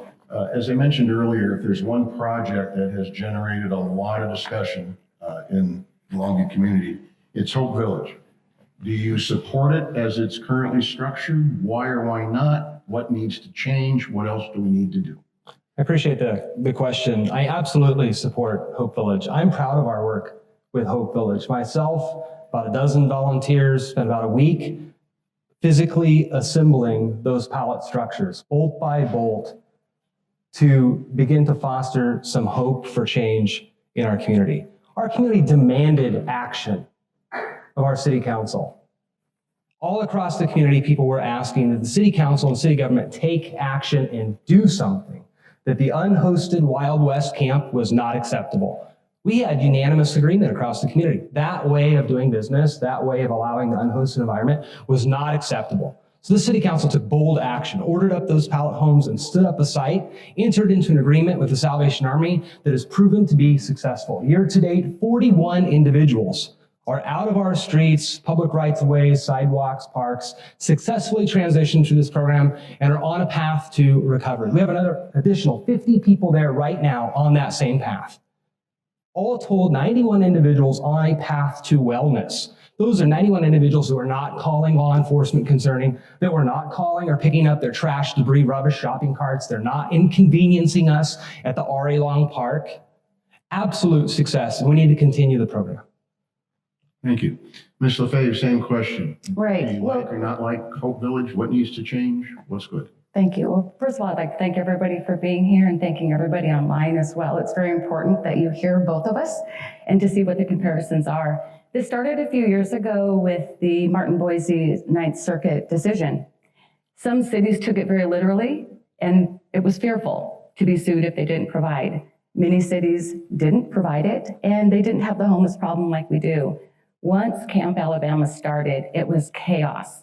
It was city community chaos for 3 years. And these people came to city council and told them the disaster and destruction for them, their property, themselves, and city council did not take action for 3 years. And then Hope Village came about. And you're right, we did want to change, but we would have liked to have had a change with constituents' opinion. When the Capital Budget Committee of 5 wrote in the $2.5 million, they didn't ask our state legislative delegation, they didn't ask our senator, they didn't ask State Representative Walsh, they didn't ask State Representative McIntyre of what they thought, nor did they talk to our city lobbyist. And those are the people that you voted for. They should have spoke to them before they spent and accepted that $2.5 million. And you're right, it went from the wild, wild west to just an elite group of 50 people, no children, no families to be provided for. You had to be an individual.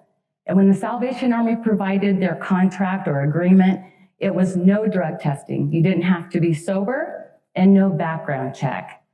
And I know that everybody's addiction journey is different, but like Community House, you are tested for drugs. You are made sure that you're not using. And how do we know that there isn't a murderer or a rapist there without a background check? And I'm not saying that all felons can't be successful. They can. I know them. But it did turn to the wild, wild west, to the small elite group that just isn't enough. Thank you. Mr. Wallen, anything you wish to respond to? Sometimes it feels like the city council can never do enough. Like that we can never get it right. On a regular... Okay, that's enough. Come on, everybody be an adult this time. On a regular occasion, this city council and city administration works tirelessly to find new ways of doing things, to find new solutions, to come up with answers, to try new things, to test things.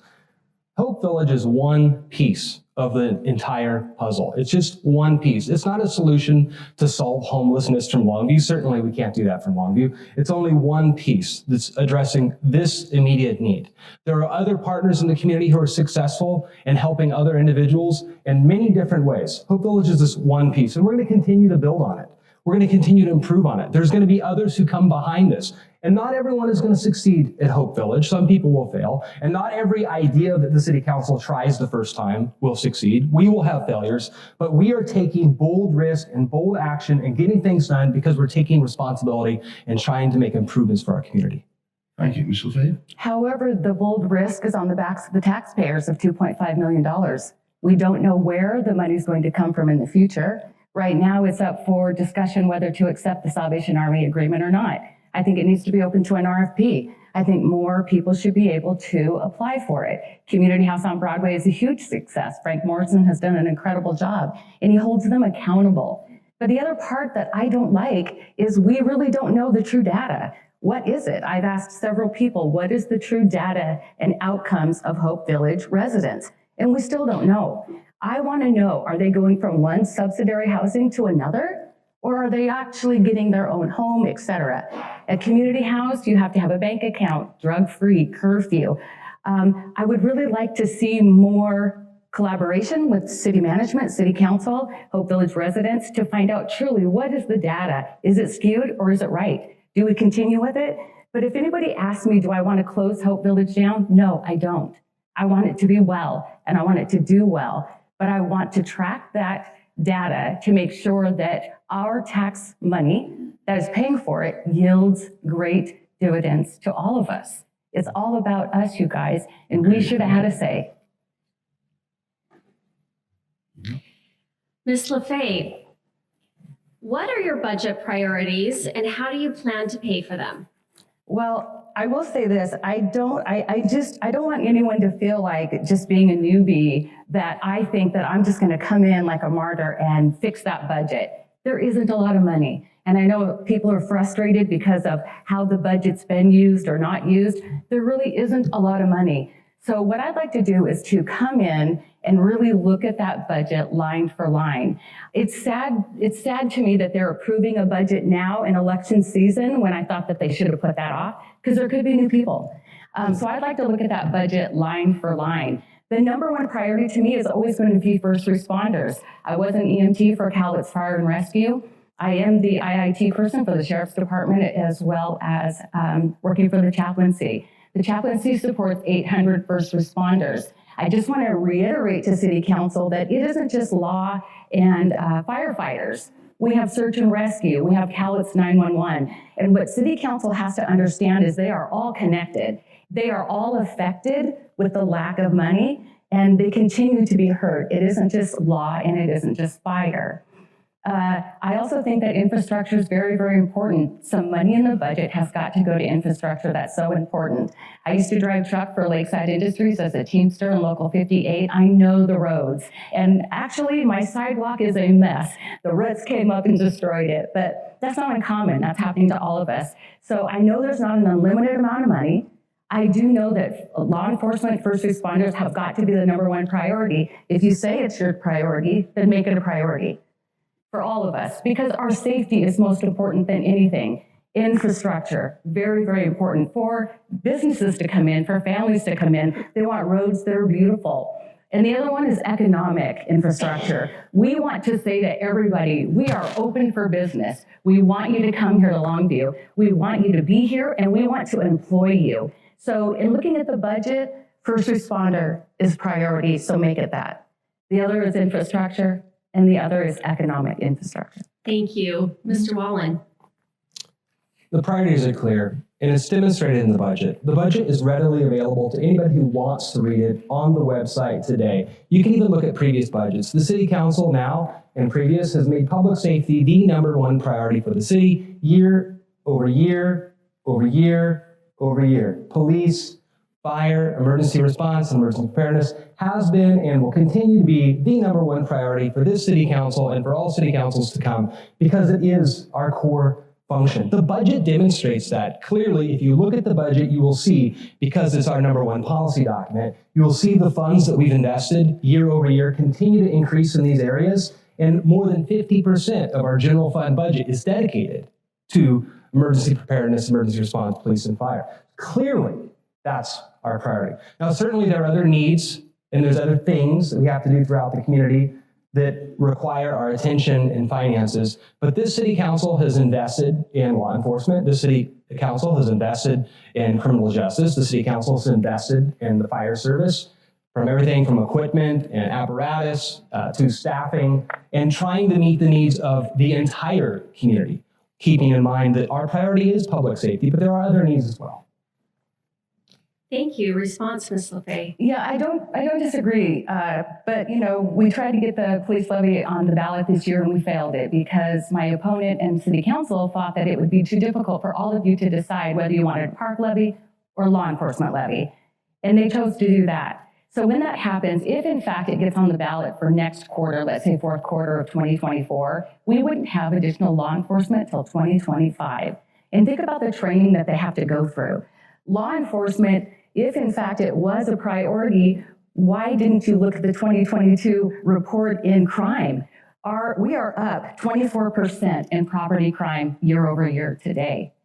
We are up 9.8% in crime in person, which is assault, homicide, sex offenders, up 9.8% year over year. If it was a priority, then at a 24% increase on property crime, that levy should have gone through. Thank you, Mr. Wallen. Look, there's so much to unpack here.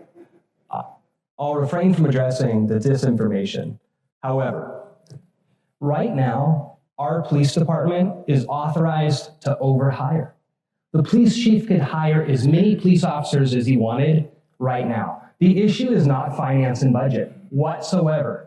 Not the issue. Certainly it's not city council or any policy whatsoever. The problem is the overall culture of hiring and training and recruiting and retaining law enforcement. It has nothing to do with the budget whatsoever. The police chief is actively, and the HR department actively recruiting lateral transfers and new hires, actively trying to push new officers through the academy and through field training. It takes a considerable amount of time and investment, and it's a highly competitive environment between all of the law enforcement agencies. It has zero to do with our budget. Thank you. All right, well, you both brought up the issue, so let's address it specifically. There's been a lot of discussion about the potential for a public safety levy for 2024. Do you favor that levy? Why or why not? What are the alternatives, if any? And I'll start with Mr. Wall. Well, I appreciate the question. I certainly appreciate Councilmembers Boudreau and Ortiz bringing forth their proposal to begin the conversation about a public safety levy. However, we need a detailed plan from the police chief and the police department with their clear sense of purpose of how they want to utilize some funds, the number of officers they want, the type of units and details they want to do, and what the clear expectations of the use of those funds would be, and the plan for actually hiring and fulfilling those positions if that were the case. Let alone, it's not just police officers we need. We also need to continue to invest in our behavioral health unit, which has been proven highly effective. We need to continue to recruit and grow the community service officer team that we have. Not every response requires a gun. The behavioral health team has proven to be effective. The community service officers and non-commissioned officers who respond to the low-level issues have proven to be effective. And so we can find and we can use other resources. Don't necessarily require a patrol officer. Certainly we could use more patrol officers. Again, the department's already authorized to overhire. They're already authorized to recruit, to train these individuals, to put them through the academy. So before we put a ballot measure on and ask the voters to approve a property tax levy, we should probably have a plan in place that comes from the police department, that is well vetted, that has transparent public process input, stakeholder input from the police department that we can all weigh in on and have an idea of actually what we're going to get for the money. Thank you, Ms. LaFave. Well, I know when Chief Jim Dusha was the chief of police for the Longview Fire, there was issues then at that time. There were a certain amount of law enforcement officers, and it's dwindled since. In talking with Chief Huter recently, who I think has done a wonderful job, I don't think he understands just that he can hire them anytime that he wants, because the money has to come from somewhere. He can't just hire someone. So that means somebody has to lose for him to win. And with 24% increase in crime, ladies and gentlemen, we have to have law enforcement on the ground. I think that's been an issue in our community, a safety issue with people in our parks.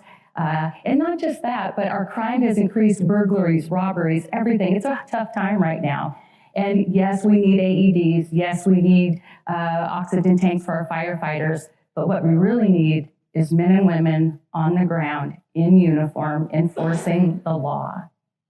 And thank goodness for the new attorney that came on board. She now has given them permission and direction to actually enforce the law. And so I think that it should have been on the levy. I think we need to respect the voters. And if they chose one over the other, that's their decision, because council just took away that ability. You cannot have your voice taken away anymore. It is your decision, your tax-paying dollars, and you should have a say of where it goes. This isn't about city council. This is about you, the constituents, and the taxpayers. And you have to have your voices heard. Already, we have talked about this. This has been the #1 topic about safety in our community. So why wouldn't we want more law enforcement on the ground?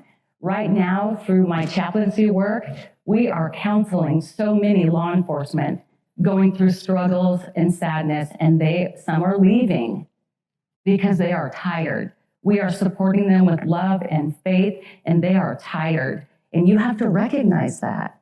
They're tired and they're exhausted. And we should help them because we want to remind them that they're heroes to us. Thank you, ma'am.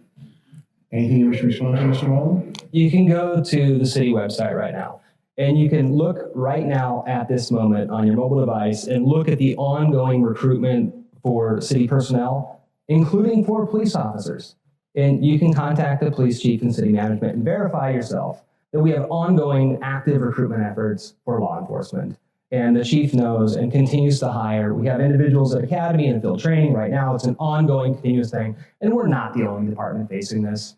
Almost every law enforcement agency in the state is facing this issue, and it's highly, highly competitive. We're not going to win the race when it comes to financing the bonuses for the laterals who we would take away from another department. We can't afford to win that race. We do have a very well compensated compensation package of benefits that retains our employees. We have a great culture within Longview Police. So there's other things we can do to retain the officers we have now, retain the quality officers we have now. But it's highly competitive recruitment. That's not going to change overnight. And adding more to the budget is not going to change it. And the department can already overhire. Thank you. Ms. LaFave, anything for you? Oh, adding it on the budget would definitely change it. Because once again, we want to be safe. You know, we have got to be safe in our homes, on the streets, in our parks. This is so important. It may be the same issue with some cities, maybe not the same, but we have an issue right now.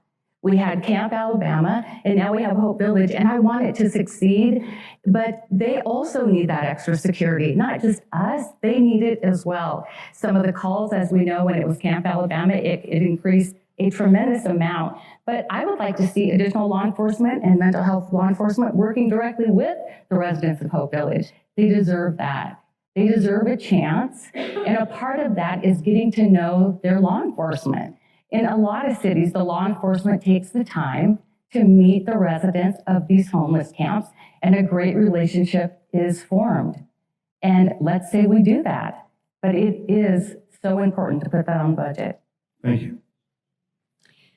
Ms. LaFave, affordable housing is a concern for many residents. What strategies do you propose to increase the availability of affordable housing in Longview without compromising the character of our neighborhoods? Right. Well, affordable housing is truly a national crisis, and it is a crisis, and it is here too. I'm on the Planning Commission, and it's very important for us to be able to look at the zoning that we have in place, and can we adjust the zoning to be able to have more housing density. It's very important for us to do that. Right now, the Planning Commission is talking about AUVs, which is additional. There's some places or lots on Ocean Beach Highway specifically that have very deep backyards.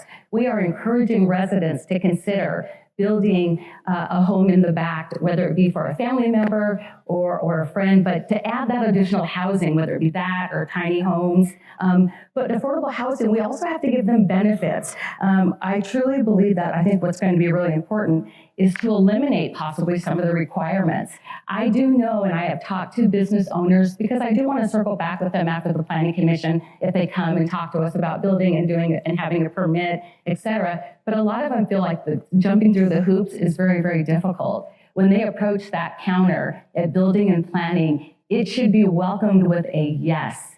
Yes, we're going to help you. What can we do? But right now, the feeling is there's a lot of hoops to jump through, and it shouldn't be, this is what we need you to do. It should be, what can we do for you? We had a business data mining company that approached the Planning Commission to come in to Longview, and they were going to take up a perfect sliver of property at the Mint Farm, and they decided not to.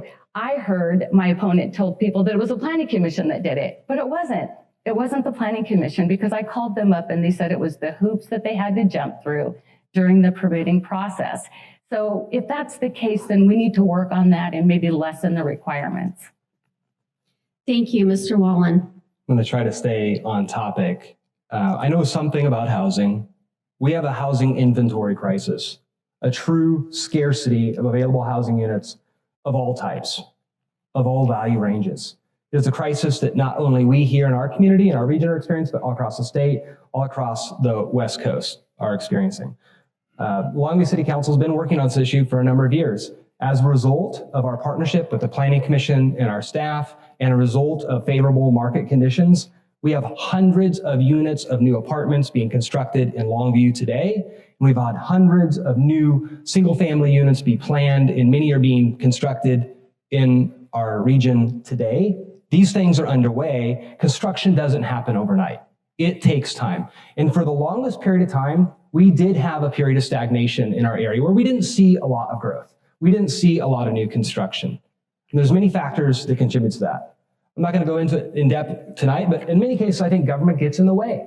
And we had some codes and we had some requirements that were in the way. Certainly it's not the permit counter. I hear from builders, I hear from permit applicants all the time, and they laud the city of Longview, and they absolutely love the Community Development Office. It's a leader in the region, an absolute leader. Our inspectors are leaders. People love them. They have a near red carpet treatment. And this is why we're seeing some of that investment, some of that new construction in Longview. Now, Longview isn't going to do it alone. We need the investors, the private investors, the builders and developers to lead the way. We also need other partners, because those private for-profit investors, they're not going to build affordable housing. Actually, we have to embrace our partners such as the Housing Opportunities of Southwest Washington, Longview's Housing Authority, who can help to build affordable housing. We have to encourage others like Campus Towers to focus on solutions for senior citizens. Longview works with our partners. We're working with builders and developers. We're adapting and we're flexible and making changes as we hear constructive criticism. And we are making changes, and we're seeing that translate into housing in Longview. Thank you. Response, Ms. LaFave? Well, I think what I'm hearing, I used to be the chief executive officer of Lower Columbia Association of Realtors. And what I learned in that is the partnerships that we have to talk with LCCA, the contractors, the Lower Columbia contractors. It's so important. We have to get together and meet with contractors. We can't do this alone. It was a little bit of a concern to hear you say that about state legislative, because from what I have viewed in the last probably 1 to 3 years is there has been a lack of communication in support and help and asking for help from the 19th Legislative District delegation and our lobbyists. I'm not sure why that's happened, but as you would want them to work with them, you voted them in. Maybe you didn't, but most of you did. But they have so much to offer our community. And if you continue to go around our state legislators, that's going to be a continued problem. I think we need to trust that relationship and reach out to our senator and our state representatives to help us with the afforded housing issues. Thank you, Mr. Wallen. I didn't realize that was part of the conversation we just had. Maybe I was listening to something else, or maybe my words came out differently. Longview's taking action on housing. In fact, just recently, we did direct the Planning Commission to take up this issue and look for specific examples in the code that we can change. We suggested reducing the minimum lot size requirement, reducing the road frontage requirement, reducing setbacks, and working with the builders and developers that we're working with currently to hear their ideas and their suggestions on how to make more buildable lands available. This is all underway. Again, we have housing being constructed. It is slow. It does take private investment. Getting the federal dollars and state dollars together to support affordable housing projects for HOSWA, the Housing Authority, having campus towers gather their money together, it is painfully slow and difficult, and it does require the cooperation of our legislative delegation. It does require the cooperation of our congressional delegation. Longview has strong relationships, and we are successful. Thank you. Okay, let's go to a question from the audience. This one's anonymous, but what can and what will you do to increase transparency between the City Council and the citizens of Longview? Mr. Wallen, I'll start with you. There's been a lot of conversation about this: transparency, access to government, involvement and engagement to government. And I have heard, and City Council recently did go into retreat September 12th and talk about this subject, that some people do come to a council meeting and they feel that council might not be empathetic. And they do leave on occasion feeling like that they haven't been heard. The City Council hears that.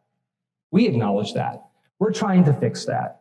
There's ways that we're done certain ways, and those aren't good excuses. And so we're trying to adapt and be flexible, to modify the way we do business, to recognize people, to make sure that people feel heard, that they are represented. And that if we have an answer to a question in the moment when someone's at City Hall, that we give them an answer, that we are more resourceful, that we are more empathetic. So that's one thing I really appreciate about the City Council and our city government, is we are open to making some changes. We are flexible. We do hear what our residents are asking for, and we are hearing and we're observing what people are asking for. There was great suggestions on the stage tonight about work sessions and community listening sessions. Those are great ideas. We had a good example of this recently with the Parks Board and with the Parks Department putting together table topics as we were doing some parks planning. It was highly effective. It worked really well. And I know that not only council has heard that, but we also know that the city administration has heard that and is adapting more of those ideas and trying to find more ways to be inclusive and more ways to include more people. We have an example tomorrow. There's a meeting of neighbors concerning a restroom in a park. People felt like they might not have been heard. They didn't get a chance for input. Staff is going out of their way to set up a special gathering with a neighborhood group so they can have special attention and time and provide input. This City Council and this city administration is dedicated to improving transparency and access. Thank you. Ms. LaFave, what would you do to increase transparency with the citizens? Thank you. Well, I am one of the constituents that do feel that sometimes our voices are not heard, and I'm glad to hear that you acknowledge that.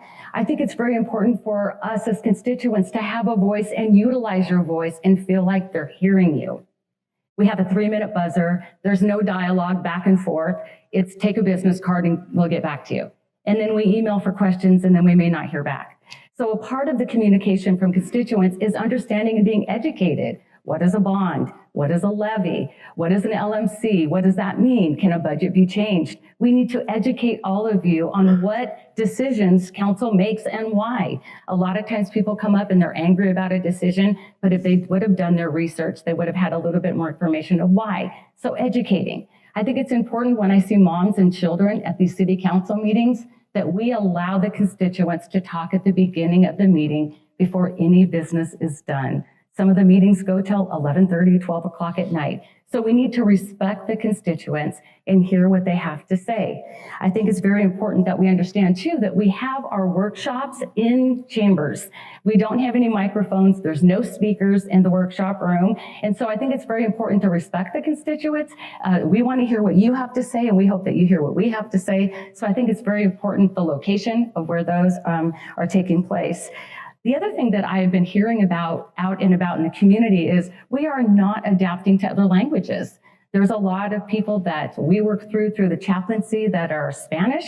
Are things being interpreted and translated? Are we doing that in a way of TDN, the radio? How are we announcing when we have a workshop? Are we utilizing social media? What are we doing to get the word out? And are we adapting to other languages? I'm a sign language interpreter for deaf people, and I wonder, how do they know what we're saying? There's a large group of deaf people in this community, and I hope that we can find a way to include them so they can hear what we're saying. Thank you. Mr. Wallen, anything you wish to respond to? I appreciate the comment about how we communicate with our residents, particularly about multilingual individuals. And if we have an error there, we should immediately correct it. We should immediately correct it if we have those problems. It's inexcusable. One thing that's been discussed tonight is communication. Certainly, increase and enhanced communication would improve our transparency. Tonight, we talked a lot about, and we heard from other candidates expressing a desire for a public information officer, a communications officer. Just this week, the city administration announced and published the hiring opportunity, the employment opportunity for a public information officer. This is not new. The city council has been discussing this for better than a year, had talked about this during our budget discussions, and had given direction to the city manager that we thought this was a priority to enhance our communication strategies, to have a communications professional to help us, and to take serious charge of this. And just this week, the announcement went out. So I'm really happy to see that progress. Thank you. Ms. Lefebvre, anything you wish to say? Sure. When I am on city council, there's going to be a big change in communication and open transparency from the council as well as the constituents. We've got to work together. My slogan is one team, one Longview for a reason. Years ago, I tried to marry the parties, to get together from both sides of the aisle, to have discussions, to let go of the meanness and the evilness that was happening. I've attempted to do that for years with no avail. But when I'm on city council, we're going to look at a place in our hearts and in this city to be heard. And we are going to let you be heard. At a planning commission meeting, we allowed dialogue back and forth from our commission to the constituents that came.